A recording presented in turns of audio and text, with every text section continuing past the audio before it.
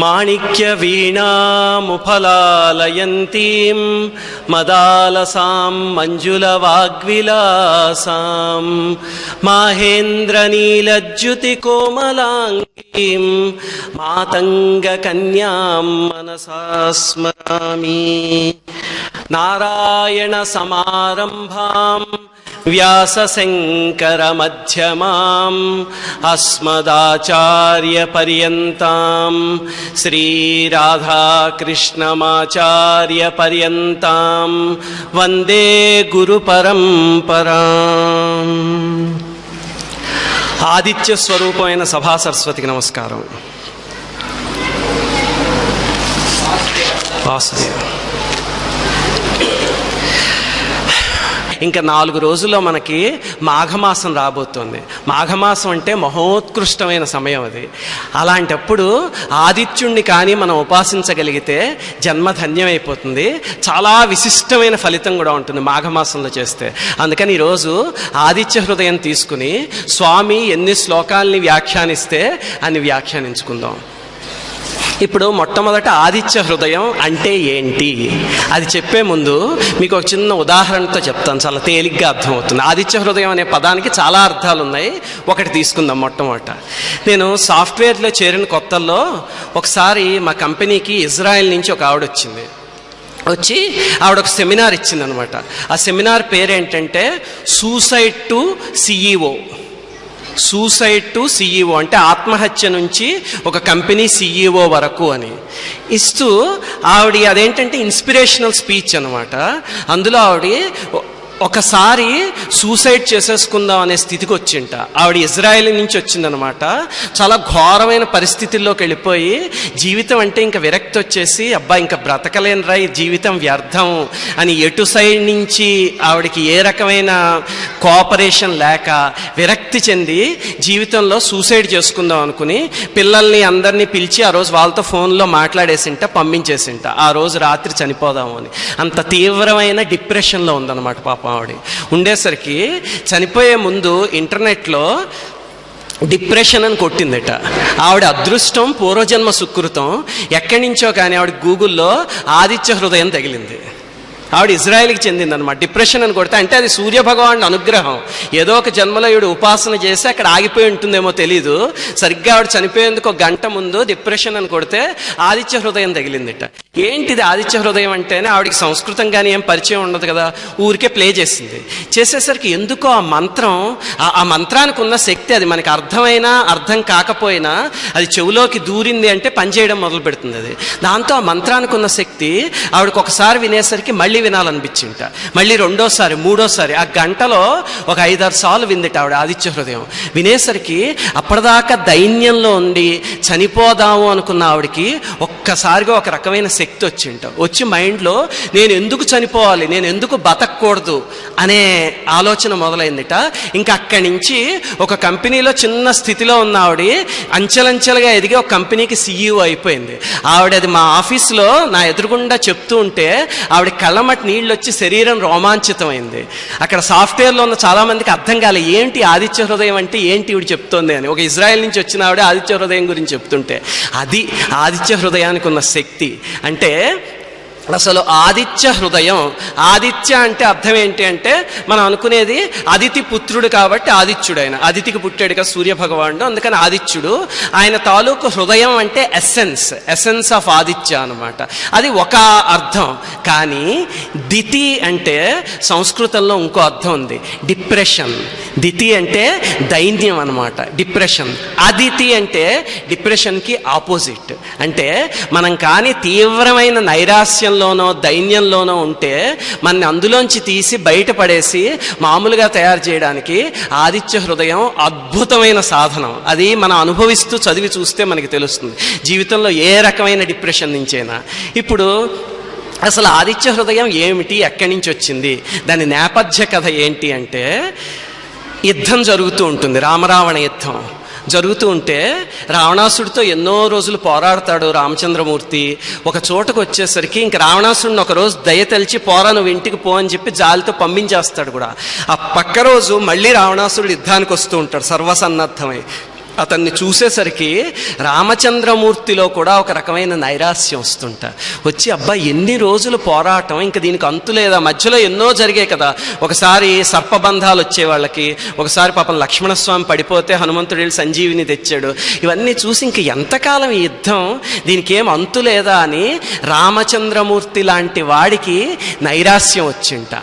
ఆ సందర్భంలో రామాయణంలో ఉన్న అద్భుతమైన మంత్రపూరితమైన స్తోత్రం ఆదిత్య హృదయం. అంటే మీరు యుద్ధకాండ తీసి చదివితే 105వ సర్గలో ఉంటుంది ఆదిత్య హృదయం. అక్కడ పెట్టారనమాట మహర్షి. ఈ సర్గలో ఎంతో గొప్ప ఇంజనీరింగ్ ఉంది. అదేంటో చూద్దాం చూడండి.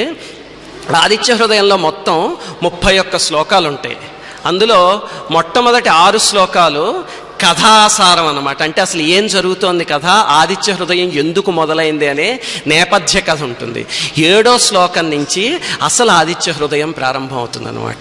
అది ఈ మొత్తం రామాయణం రాసింది వాల్మీకి మహర్షి అయినా ఆదిత్య హృదయానికి మంత్రద్రష్ట అగస్త్య మహర్షి. అంటే ఇలాంటి స్తోత్రాలు ఇవన్నీ ఉంటాయి కదా, మంత్రపూరితమైనవి. దీన్ని పెన్ను పేపరు పుచ్చుకుని చెట్టు కింద కూర్చుని రాయరు వాళ్ళు ఉపాసన చేస్తూ ఉంటే వాళ్ళ కళ్ళ ఎదురుగుండా దర్శనం అవుతుంది. ఆ దర్శనాన్ని శ్లోక రూపంలో చెప్తారనమాట. అందుకే వాటికి అంత శక్తి. మామూలుగా కవుల్లా కూర్చుని చెట్టు కింద రాస్తే ఓ మాదిరి శక్తి ఉంటుంది. వీళ్ళు దర్శించిన ద్రష్టలు అనమాట. ఈ ఆదిత్య హృదయానికి ద్రష్ట అగస్త్య మహర్షి, కానీ రచించింది గ్రంథకర్త వాల్మీకి మహర్షి. అందుకని ఆదిత్య హృదయంలో మొట్టమొదటి 6 శ్లోకాలు కథతో ఉంటాయి. అవి ఏంటో చూద్దాం ఈరోజు. చాలా బాగుంటుంది అది. 7వ శ్లోకం నుంచి ఆదిత్య హృదయం ప్రారంభమయ్యి 21వ శ్లోకం వరకు ఆదిత్య హృదయం ఉంటుంది. అదనమాట. దాని తర్వాత ఇంకా ఫలశ్రుతి, మళ్ళీ కథ, అవన్నీ ఉంటాయి. ఈ కూర్పు ఎంత విచిత్రంగా ఉంటుందంటే చూడండి, 7 నుంచి 21 శ్లోకాల వరకు లోపల మీరున్న పేర్లన్నీ లెక్క పెడితే, నేను పెన్సిల్ తీసుకుని లెక్క పెట్టి చూశాను నేను, అందుకని చెప్తున్నా, లెక్క పెడితే సరిగ్గా 108 నామాలు వస్తాయి. ఆదిత్య హృదయం స్తోత్రం, కానీ 108 నామాలు వచ్చేలాగా దర్శించాడు ఆ మహర్షి. ఎందుకు 108 అంటే అష్టోత్తరం అయిపోతుంది మనకి తెలియకుండా. మరి అష్టోత్తరంలో 108 ఎందుకు ఉండాలి? ఏమో 100 ఉండొచ్చు కదా, రౌండ్ ఫిగర్ చక్కగాను. లేకపోతే 110 ఉండొచ్చు కదా, 108 ఎందుకు ఉండాలి అష్టోత్తరంలో? మనం గుళ్ళల్లో అన్ని అష్టోత్తరాలు చేయించుకుంటాం కదా, ఎందుకు 108 నామాలు చేస్తారు అక్కడ అంటే? ఒకటి ఆలోచించండి, చిన్న మ్యాథమెటిక్స్ ఉందన్నమాట అక్కడ. మనలో అందరికీ తెలుసు మన జాతకాలన్నీ నక్షత్రాల మీద ఆధారపడి ఉంటాయి. ఎన్ని నక్షత్రాలు ఉన్నాయి? 27, అంతే కదా. అశ్విని, భరణి, కృత్తిక, రోహిణి. నేను అడిగేది ఆకాశంలో ఉన్న తారల గురించి కాదు, నక్షత్రాల గురించి. 27 నక్షత్రాలు ఉన్నాయి మనకి తెలుసు. ఒక్కొక్క నక్షత్రంలో ఎన్ని పాదాలు ఉంటాయి? 4 పాదాలు, అంతే కదా. మనం చెప్తాం అశ్విని 3వ పాదం అండి, ఏదో కృత్తిక 4వ పాదం అండి, ఇలా చెప్తాం కదా. 27 × 4 ఎంత? 108. అందుకే ప్రతి అష్టోత్తరంలోనూ 108 నామాలు ఉంటాయన్నమాట. అంటే ప్రపంచంలో మీరు ఏ జీవిని తీసుకున్నా ఈ 108లో ఎక్కడో అక్కడ ఆ జీవి పుట్టి ఉంటుంది. అలాంటి ప్రతి జీవికి మేలు చేయడానికి అష్టోత్తరంలో ఒక్కొక్క నామం అనమాట. అందుకే మీరు విష్ణు సహస్రనామం తీసి చూస్తే అందులో కూడా సరిగ్గా 108 ఉంటాయి. మీరు మీ నక్షత్రాన్ని ఎన్నో పాదాన్ని లెక్క పెట్టుకుని ఆ శ్లోకం తీసుకుంటే ఆ శ్లోకం మీకు విశేషమైన ఫలితం ఇస్తుంది విష్ణు సహస్రనామంలో. అలాగే ఆదిత్య హృదయంలో తెలియకుండా మనకి ఆ స్తోత్ర పాఠం ఏదైతే ఉందో అసలు ఆదిత్య హృదయం, అందులో 108 నామాలు అలా కూర్చేశారు. ఆయన దర్శించి అలా చెప్పారు, అందులో అలా అమరిపోయిందనమాట. అది మన అదృష్టం. రెండోది ఏంటంటే ఎంత ఇంజనీరింగ్ ఉంటుందో చూడండి. మీరు కన్యాకుమారి కానీ అలాంటి ప్రదేశానికి వెళ్ళి అక్కడ సూర్యోదయం అవుతుంటే మామూలుగా మనం ఏం చేస్తాం, ఫోటోలు తీసుకుంటూ ఉంటాం. అలా కాకుండా చక్కగా కూర్చుని అక్కడ సూర్యోదయం ప్రారంభం అవుతుంది చూడండి, మొట్టమొదటి కిరణం పడుతుంది. అప్పటి నుంచి మొదలుపెట్టి ఆదిత్య హృదయం చదవండి. సరిగ్గా ఇది చదవటానికి ఎంతసేపు పడుతుందో సూర్యుడు ఉదయించడానికి కరెక్ట్గా అంతేసేపు పడుతుంది. అంత గొప్ప ఇంజనీరింగ్ పెట్టారు మహర్షి ఇందులో. ఆదిత్య హృదయం మొత్తం మీరు చదివి చూడండి, సరిగ్గా అయ్యేసరికి సూర్యోదయం పూర్తవుతుంది అంతే. అంత చక్కగా కూర్చారనమాట మహర్షి. అది ఆదిత్య హృదయం గొప్పతనం. ఇప్పుడు అసలు స్తోత్రంలోకి వెళ్ళి ఏమున్నాయో చూద్దాం. మొట్టమొదటి శ్లోకం, తతో యుద్ధ పరిశ్రాంతం సమరే చింతయాస్థితం రావణం చాగ్రతో దృష్ట్వా యుద్ధాయ సముపస్థితం. రావణాసురుడు మళ్ళీ యుద్ధానికి వచ్చేస్తున్నాడు అనమాట. వస్తూ ఉంటే రామచంద్రమూర్తి చూసి చింతయాస్థితం అంటే ఆయన ఒక రకమైన చింతకి లోనయ్యాడు అనమాట. ఏంటి ఎన్నాళ్ళు యుద్ధం చెయ్యాలి అని ఆయనకు ఒక రకమైన నైరాస్యం వచ్చింది. వెంటనే మనకు ఒక సందేహం వస్తుంది, దేవుడు రాముడికి నైరాస్యం రావడం ఏంటండి అని వస్తుంది కదా మనకి. ఆయన సాక్షాత్ నారాయణుడు అయితే ఆయనకి నైరాస్యం రావడం ఏంటి ఈ కథలన్నీ అని. కానీ ఒక్కటి ఆలోచించండి, రామావతారం నరుడు అనే చట్రంలో ఇమిడిపోయి ఉండే అవతారం.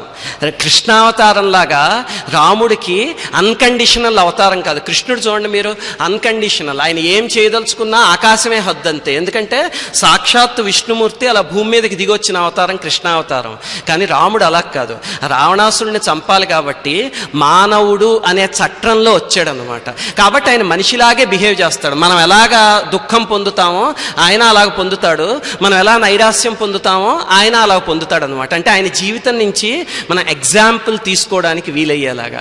అందుకని రాముడికి చింత. అసలు సీతాదేవిని వియోగంలో ఈయన భవభూత ఉత్తరరామచరిత్రలో ఉంటాడు, అపిగ్రావాత్ రోదతి అపిదళతి వజ్రశ్ర హృదయం అని. అంటే రాముడు ఏడుస్తుంటే చూసి ఆ దుఃఖం తట్టుకోలేక రాళ్ళు కూడా పగిలిపోయేట.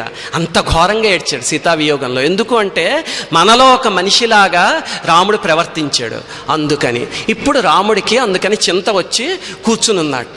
ఏం చేద్దాం, ఇంకెన్నాళ్ళు పోరాడాలి అని. అవతల నుంచి రావణాసురుడు బయలుదేరుతున్నాడు యుద్ధానికి. అప్పుడు గురువుగారు వచ్చారు చూడండి. దైవతైశ్చ సమాగమ్య ద్రష్టుం అభ్యాగతోరణం మ్యాబ్రవీద్రామ అగస్త్యో భగవాన్ ఋషి. ఇప్పుడు వచ్చాడు అగస్త్య మహర్షి. ఎందుకు వచ్చాడు అంటేట యుద్ధం చూడటానికి వచ్చాట. ఎంత నాటకం చూడండి. అగస్త్య మహర్షి చూడదలుచుకుంటే ఆకాశంలోంచి చూడలేరా చెప్పండి? అప్పటికే దేవతలందరూ ఆకాశంలో గుమికూడిపోయి రామరావణ యుద్ధం చూస్తున్నారు. మరి అగస్త్య మహర్షి చూడదలుచుకుంటే చూడలేడా? లేకపోతే ఆయన ఆశ్రమంలో కూర్చుని దివ్య దృష్టితో చూడలేడా? యుద్ధం చూడడానికి వచ్చాట. ఇప్పుడు వచ్చి రాముడి దగ్గరికి, దేవతలను వెంట పెట్టుకుని యుద్ధం చూడడానికి వచ్చాట. వచ్చి రాముడి దగ్గరికి వచ్చాట. ఏంటి అసలు అగస్త్య మహర్షి యుద్ధం చూడడానికి రావడం ఏంటి? ఆయనకి ఇంకేం పని లేదా యుద్ధం చూడడానికి? అంటే ఇక్కడ ఆయన అవసరమైంది. అందుకని యుద్ధం అని రాముడు అని ఒక వంక పెట్టుకుని జాతికి మనందరికీ ఆదిత్య హృదయం అనే అద్భుతమైన మంత్రాన్ని ప్రసాదించడానికి గురువు దిగొచ్చాడు అనమాట యుద్ధరంగంలోకి. ఎందుకంటే మీరు భగవద్గీత కానీ ఆదిత్య హృదయం కానీ తీసి చూడండి, ఈ రెండు యుద్ధంలోనే చెప్పాడు. ఎందుకు చెప్పాడు యుద్ధంలో? భగవద్గీత కూడా తీసి చూడండి, యుద్ధం మధ్యలోనే జరిగింది. ఆదిత్య హృదయం కూడా అంటే ఎందుకంటే మన జీవితంలో ప్రతి క్షణం యుద్ధమే. యుద్ధం లేని క్షణం ఏముంటుంది చెప్పండి మనకి? పుట్టినప్పటి నుంచి, చిన్నప్పుడు పుడితే నడవాలని యుద్ధం, ఇంకొంచెం పెద్ద అయ్యాక స్కూల్లో టీచర్ కొడతాడేమో అని యుద్ధం, దాని తర్వాత ర్యాంకుల కోసం యుద్ధం, ఉద్యోగం కోసం యుద్ధం, తర్వాత మళ్ళీ మన పిల్లల కోసం, మనవల కోసం, జీవితంలో ప్రతిరోజు మనకి యుద్ధమే. అలాంటి యుద్ధంలో మనకి రెండు రకాల అవసరాలు రావచ్చు.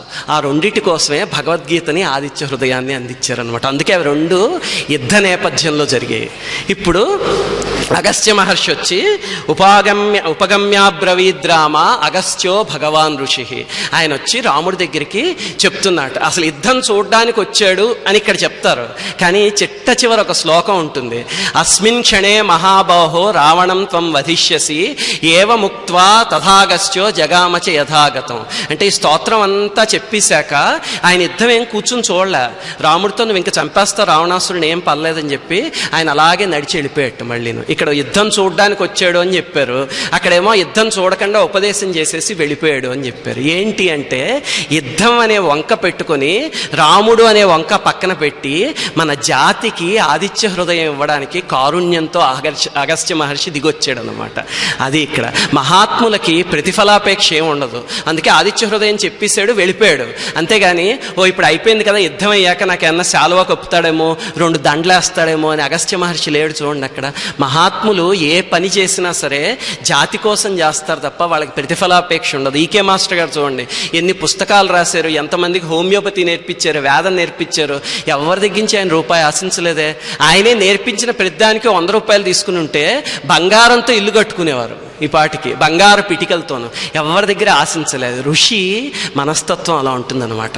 చెప్తాడు, ఇది ఆదిత్య హృదయం అవగానే వెళ్ళిపోతాడు అంతే. ఆయన ఎంత అద్భుతంగా ఉందో చూడండి.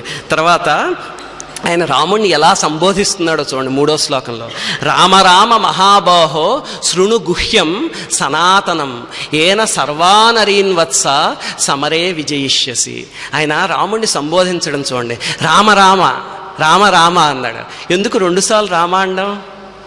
మనం ఇప్పుడు ఏదైనా బజార్లో వెళ్ళి ఇంటికి వచ్చాం అనుకోండి, ఏదో ప్రమోషన్ వచ్చింది ఆఫీస్లో, ఇంటికి రాగానే ఫస్ట్ భార్యతో ప్రమోషన్ చెప్పాలి.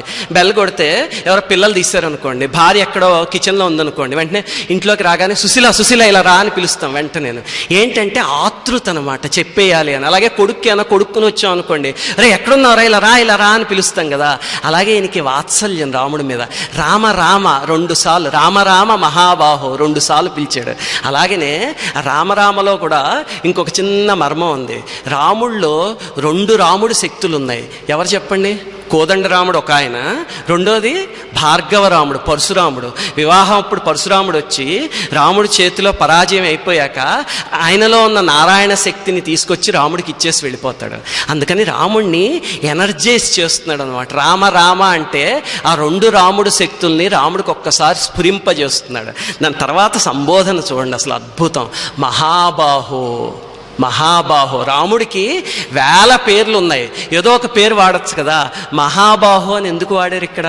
దీన్నే పర్సనాలిటీ డెవలప్మెంట్ అంటారు. మన పురాణాల్లో మీరు ఏదైనా తీసుకోండి, అందులోంచి మనం ఎంతో నేర్చుకోవచ్చు. Personality development. ఇప్పుడు చూడండి, రాముడు డిప్రెషన్లో ఉన్నాడు. ఆయన్ని వెంటనే స్టిమ్యులేట్ చేయాలి అంటే ముందు ఆయనకి విశ్వాసం కల్పించాలి. అంటే ఇప్పుడు ఉదాహరణకి ఎవరో భర్త ఉద్యోగం పోగొట్టుకుని ఇంటికి వచ్చాడు అనుకోండి. ఇప్పుడు సాఫ్ట్వేర్లో మీకు తెలుసు కదా, ఏ రోజు పింక్ స్లిప్ పొద్దున్నే పిలిచిస్తారో ఎవరికి తెలియదు. ఉద్యోగం పోగొట్టుకుని ఇంటికి వచ్చాడు. రాగానే తలుపు కొట్టాడు. భార్య తలుపు తీసింది. తీగానే ఏంటండి అలా ఉన్నారు అంది. అంటే నా ఉద్యోగం పోయిందే అన్నాడు. అప్పుడు భార్య 2 రకాలుగా ప్రవర్తించే అవకాశం ఉంది. మొట్టమొదటిది ఏంటంటే, పోయిందా అనుకున్నాను వ్యవస్థంతా, ఇంట్లో రోజు నాకు సంత పెడతారు కదా, అలాగే అక్కడ మీ మేనేజర్కి పెట్టుంటారు, ఓడదీస్తాడు, సర్లేండి గొడవ వదిలింది, నేను పడుతున్నాను కదా, మేనేజర్ ఎలా పడుతున్నాడు అనుకున్నా. అంటే ఏమవుతాడు చెప్పండి మొగాడు? రేపొద్దునే హుసేన్ సాగర్లో తేలడం వీడెళ్ళి. ఇదే సరైన మాటకారి అయిన భార్య అనుకోండి, ఏం చెప్తుంది?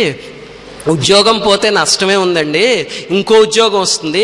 ఇంతకుముందు మీరు ఉద్యోగం మారినప్పుడు మీకు 5-6 జాబులు వస్తే మీరు అందులోంచి ఒకటి చూస్ చేసుకోలేదా? మీకేం తక్కువ అండి, రేపొద్దున ఇంటర్వ్యూకి వెళ్ళారంటే రేపే వస్తుంది. భగవంతుడు అనుగ్రహం ఏంటంటే ఈ మధ్య మీరు అసలు మాతో గడపట్లేదు ఇంట్లోనూ, అందుకని దేవుడు ఒక వారం రోజులు టైం ఇచ్చాడేమో, ఎలాగో వారం పోయాక మీకు ఉద్యోగం వచ్చేస్తుంది, పోన్లేండి వారం చక్కగా గడుపుదాం రండి అన్న పాత సినిమా చూద్దాం అని అనుకోండి. వెంటనే వీడేమవుతాడు? ఇలా తయారై రేపొద్దునే ఇంటర్వ్యూకి వెళ్ళి కొట్టుకొచ్చేస్తాడు ఉద్యోగం. అర్థమవుతుంది కదా? అంటే ఎవరైనా నైరాస్యంలో ఉన్నప్పుడు మనం వాళ్ళని ఎలా సంబోధించాము అన్న దాన్ని బట్టి వాళ్ళ ఫ్యూచర్ ఉంటుందన్నమాట. చూడండి ఆ సంబోధన, రామ రామ మహాబాహో అని ఎందుకన్నాడు? అన్ని పేర్లు ఉండగా అంటే అక్కడ రావణాసురుడికి 20 చేతులు ఉన్నాయి, వాడు యుద్ధానికి వస్తున్నాడు 20 చేతులతో 10 తలలతోనూ.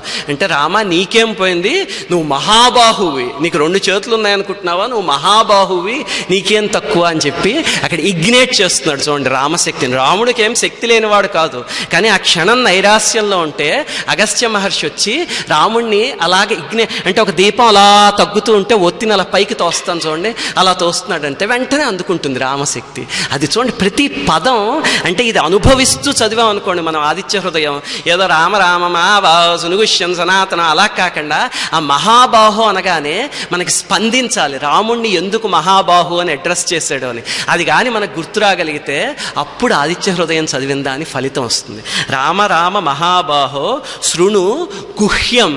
గుహ్యం అంటే రహస్యం, గుహ్యం అంటే రహస్యం. ఈ ఆదిత్య హృదయం రహస్యం అని చెప్తున్నాడు. రహస్యం అంటే ఏంటి అంటే, రేపొద్దు నుంచి ఆదిత్య హృదయం చదివేటప్పుడు పొద్దున్న స్టేజ్ మీద చదివారు అలా చదవకూడదు, లోపలికి వెళ్ళి ఇంట్లో తలుపులు వేసేసుకుని పైన రగ్గు కప్పుకుని అందులో కూర్చుని చదువుకోవాలి, అంతేనా?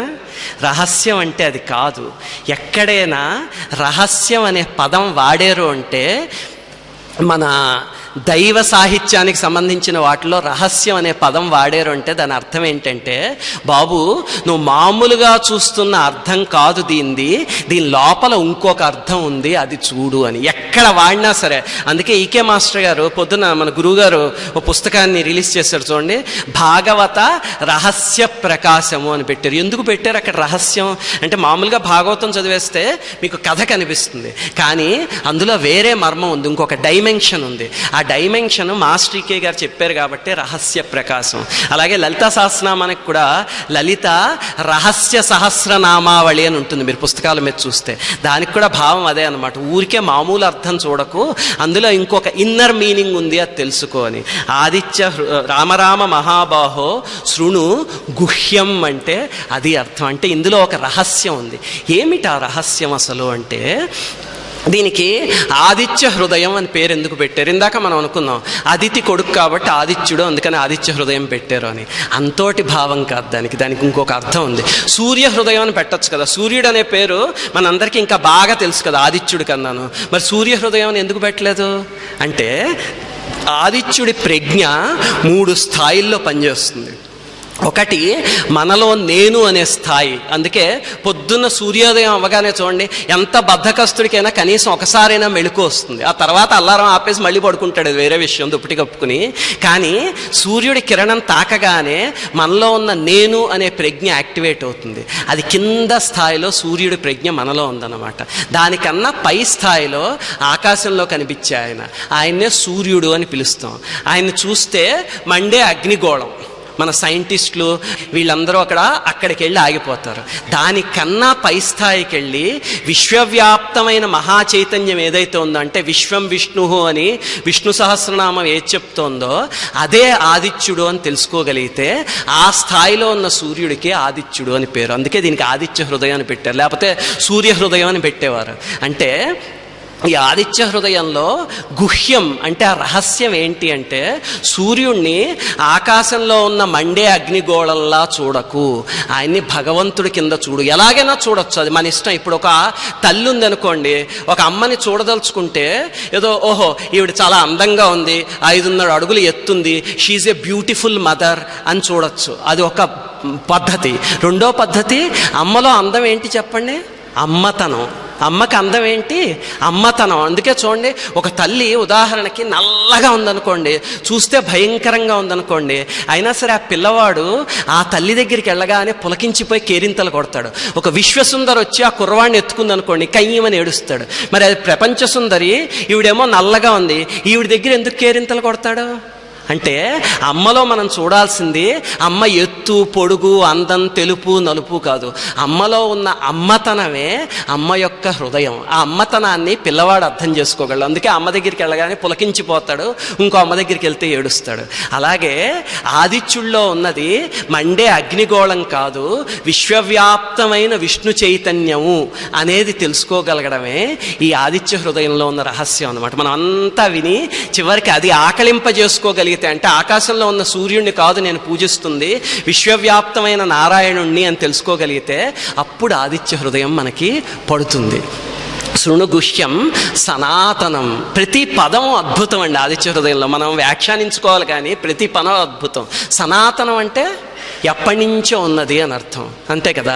ఎందుకు వాడారు ఆ పదం అక్కడ అంటే, ఒకటి గుర్తుపెట్టుకోండి, మనకి జీవితంలో ఎప్పుడైనా ఘోరమైన కష్టాలు ఏవైనా వస్తున్నాయి అనుకోండి. మొన్న ఒక ఆయన, నాకు తెలిసిన ఒక పెద్ద ఆయన ఉన్నారు, ఆయన చాలా ఘోరమైన ప్రాబ్లమ్స్లోకి వెళ్ళి ఎన్ని చేసిన ప్రక్రియలో ఆయనకి ఏమి పాపం దానివల్ల ఫలితం కలగకపోతే ఏంటండి ఇలా అవుతుంది అని చెప్పి ఎవరో జ్యోతిష్యుడి దగ్గరికి వెళ్ళేసరికి ఆయన జాతకం చూసి మీ కులదేవత ఎవరో వాళ్ళని పూజించు అని చెప్పాడు. ఈయనకి వీళ్ళ కులదైవం ఎవరో తెలియదు, తమిళనాడు ఆయన అనమాట, కులదైవం ఎవరో తెలియదు. దాంతో ఎవరని చెప్పి ఇంకా కుటుంబంలో వెతకడం మొదలెట్టారు. ఈయన తల్లి తండ్రి ఎవరు లేరు ఇప్పుడు, తాతలు కానీ. దాంతో వీళ్ళ అత్తయ్యల్ని వీళ్ళని అడిగితే అక్కడెక్కడో తంజావూరు దగ్గర ఒక మారుమూల గుళ్ళో ఉన్న ఒక అమ్మవారు వీళ్ళ కులదేవత అని ఈయనకి తెలిసి అక్కడికి పరిగెత్తి అక్కడికి వెళ్ళి అమ్మవారిని అర్చించి అర్చకుడితో మాట్లాడితే, నేను ఫలానా మనిషిని అని. ఆహా, మీరు వచ్చారా అండి, మీ తాతగారు ఈ గుడికి గోపురం చేయించారు, మీ నాన్నగారు ఉన్నారు, ఆయన ఈ అమ్మవారికి కవచం పెట్టాను చూడండి, అది చేయించింది మీ నాన్నగారేను, మీరు ఎన్నో సంవత్సరాలు ఎక్కడికో అమెరికాకి వెళ్ళిపోయారు, మీరు కనిపించలేదు, మీరు ఎక్కడున్నారో ఏమీ తెలియదు అని మేము అనుకున్నాం, ఇప్పుడు అమ్మే మిమ్మల్ని రప్పించిందండి అన్నారు. అది సనాతనం అంటే. ఎప్పుడైనా మనం కష్టాల్లో ఉంటే కనుక ఒక మార్గం మన పూర్వీకులు ప్రార్థించిన కులదేవత ఎవరో ఆవిడ్ని ప్రార్థించటం. రాముడు ఏ వంశం చెప్పండి? సూర్యవంశం. అందుకే ఇప్పుడు అగస్త్యుడు సనాతనం అంటే హింట్ చేస్తానమాట, రామా మీ నాన్నగారు వాళ్ళ నాన్నగారు అందరూ ఈ సూర్యనారాయణ మూర్తినే ప్రార్థించారయ్యా, నువ్వు కూడా ప్రార్థించు అని హింట్ చేస్తున్నాడు అనమాట అగస్త్యుడు. అది ప్రతి పదం చూడండి, ఎంత అనుభవిస్తే ఆదిత్య హృదయంలో మనం చదివేసుకెళ్ళిపోతాం, కానీ ప్రతి పదానికి వెనకాల ఎంతో వెయిట్ ఉంటుంది. శృణుగుహ్యం సనాతనం ఏన సర్వాన్ అరీన్ వత్స సమరే విజయిష్యసి. వత్స అంటే నాయన, ఓ బిడ్డ అని అగస్త్య మహర్షి ఎలా సంబోధిస్తున్నాడో, ఏన సర్వాన్ అరీన్ సమరే విజయిష్యసి. నువ్వు యుద్ధంలో ఒక్కసారి ఆదిత్యుడిని ప్రార్థించు, ఆయన మీ కులదైవం. ప్రార్థించావా మొత్తం ఈ శత్రువులందరూ నీకు ఒక లెక్క అందరూ ఊడ్చిపెట్టుకుపోతారు అని చెప్పి రాముణ్ణి ఇగ్నేట్ చేశాడనమాట. అప్పటిదాకా నైరాస్యంలో ఉన్న రాముణ్ణి. ఇప్పుడు ఆదిత్య హృదయం పుణ్యం సర్వశత్రు వినాశనం జయావహం జపేన్నిత్యం అక్షయం పరమం శివం. కొన్ని పుస్తకాల్లో పరమం శుభం అని ఉంటుంది, బట్ వాల్మీకి రామాయణంలో, ఒరిజినల్ రామాయణంలో ఉన్నది అక్షయం పరమం శివం అనేది ఉంది. ఆ శివానికి కూడా ఒక అర్థం ఉంది, అదేంటో చూద్దాం. ఆదిత్య హృదయం పుణ్యం సర్వశత్రు వినాశనం అంటే ఆదిత్య హృదయం చదివితే పుణ్యం వస్తుంది, శత్రువులందరూ నాశనం అయిపోతారట. అమ్మయ్య ఇదేదో బాగుందిరా, మా ఇంటి ఎదురుగుండా ఉన్న వెంకట్రావు నాకు శత్రువు, ఆ పక్క సందులో ఉన్న పుల్లారావు నాకు శత్రువు. అమ్మయ్య ఈరోజు సాయంత్రం కూర్చుని ఆదిత్య హృదయం చదివితే రేపు పొద్దునకి వాళ్ళందరూ నాశనం అయిపోతారు. అదే దీని భావం. ఎప్పుడు అలా ఉండవు మన పురాణాల్లో భావం. ఆ సర్వశత్రు వినాశనం. అసలు శత్రువు అంటే ఎవడు చెప్పండి?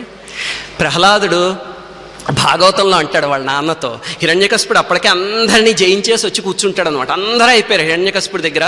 కొంతమంది వాడి ఉద్దేశం విష్ణుమూర్తి పారిపోయాడు అని, మిగతా వాళ్ళందరినీ తీసుకొచ్చి కట్టి అక్కడ పెట్టేశాడు అని. ప్రపంచాన్ని అంతటిని జయించాను అంటే ప్రహ్లాదుడు అంటాడు, లోకములన్నీయున్ గడియలోన జయించినాడవు, ఇంద్రియానీకము చిత్తమున్ గెల్వనేరవు, నిన్ను నిబద్ధు చేయు నీ భీకర శత్రువులార్వురున్ ప్రభిన్నుల చేయుము ప్రాణికోటిలో, నీకు విరోధి లేడొకడు నేర్పున చూడుము దానవేశ్వర అంటాడు. లోకమంతా జయించేసామని ఏంటి నాన్న పిచ్చి, 6 శత్రువులు ఇక్కడ ఉన్నారు, వాళ్ళ 6 జయించు, లోకం అంతా నీకు పడి ఉంటుంది. లోకం అంతటినీ జయించినా వీళ్ళు మాత్రం అలాగే ఉంటే ఏం ఉపయోగం లేదు అని. అది నిజం. చూడండి, మన శత్రువులు ఎప్పుడు, బెర్నాడ్ షా ఒక మాట అంటాడు, నీకు బయట ఎక్కడైనా శత్రువు ఉన్నాడు అంటే వాడు నీ లోపల ఉన్న ఒక ఫీలింగ్కి ప్రతిబింబము అని. ఎప్పుడు చూడండి, ఇప్పుడు సపోజ్ ఆఫీస్లో ఒకడు ఉన్నాడు, ఏదో మనం ప్రమోషన్ ఎక్స్పెక్ట్ చేస్తుంటే మనకి రాకుండా పక్కవాడికి వచ్చింది అనుకోండి. నిన్నటి దాకా వాడు మనకి మంచి ఫ్రెండ్, ఈ రోజు నుంచి వాడు ఏమవుతాడు? శత్రువు అయిపోతాడు. వాడు అలా లంచ్కి వెళ్తే కనిపించగానే అని మొహం తిప్పేసుకుంటాం మనం, వాడు కూడా మొహం తిప్పుకుంటాడు. 2 రోజులు అయ్యాక ఇద్దరు మొహాన్ని ఉమ్ముకునే స్థాయికి వస్తుంది. నిన్నటి దాకా మిత్రుల్లో ఉన్నవాడు ఈ రోజు ఎలా శత్రువు అయ్యాడు అంటే, మనలో ఉన్న అసూయ అనే ఒకే ఒక్క గుణం వల్ల వాడికి ప్రమోషన్ రాగానే వాడు మనకి శత్రువు అయిపోయాడు. అలాగనే రావణాసుడు చూడండి, రావణాసురుడికి రాముడు ఎలా శత్రువు అయ్యాడు అంటే, సీతాదేవి మీద ఉన్న కామం అనే చిన్న లోపం వల్ల, వీడి లోపలే ఉంది అది, దానివల్ల రాముడితో శత్రుత్వం తెంచుకున్నాడు. అంటే లోకంలో ఉన్న ఏ శత్రువులైనా మనలో ఉన్న దుర్గుణాల వల్లే వాళ్ళు వస్తారు. అది ఇక్కడ చెప్తుంది. సర్వశత్రు వినాశనం అంటే ఆదిత్య హృదయం చదివితే ముందు ఇది క్లీన్ అయ్యారనుకోండి, సమాజంలో మనకున్న వాళ్ళు చాలామంది మిత్రులు అయిపోతారు. లేదు కొంతమంది మొండి ఘటాలు ఉన్నారనుకోండి, భగవంతుడు వాళ్ళ మనస్సును కూడా మారుస్తాడు. లేదు ఇంకా మొండి వాళ్ళు ఉన్నారనుకోండి, వాళ్ళని మన దారిలోంచి పక్కకి తెప్పించేసి మనకి దారి ఏర్పాటు చేస్తాడు. ఆ శక్తి ఆదిత్య హృదయానికి ఉంది. అది సర్వశత్రు వినాశనం. జయావహం జపే నిత్యం అక్షయం పరమం శివం. ఒక్కొక్క పదం అద్భుతమైనది.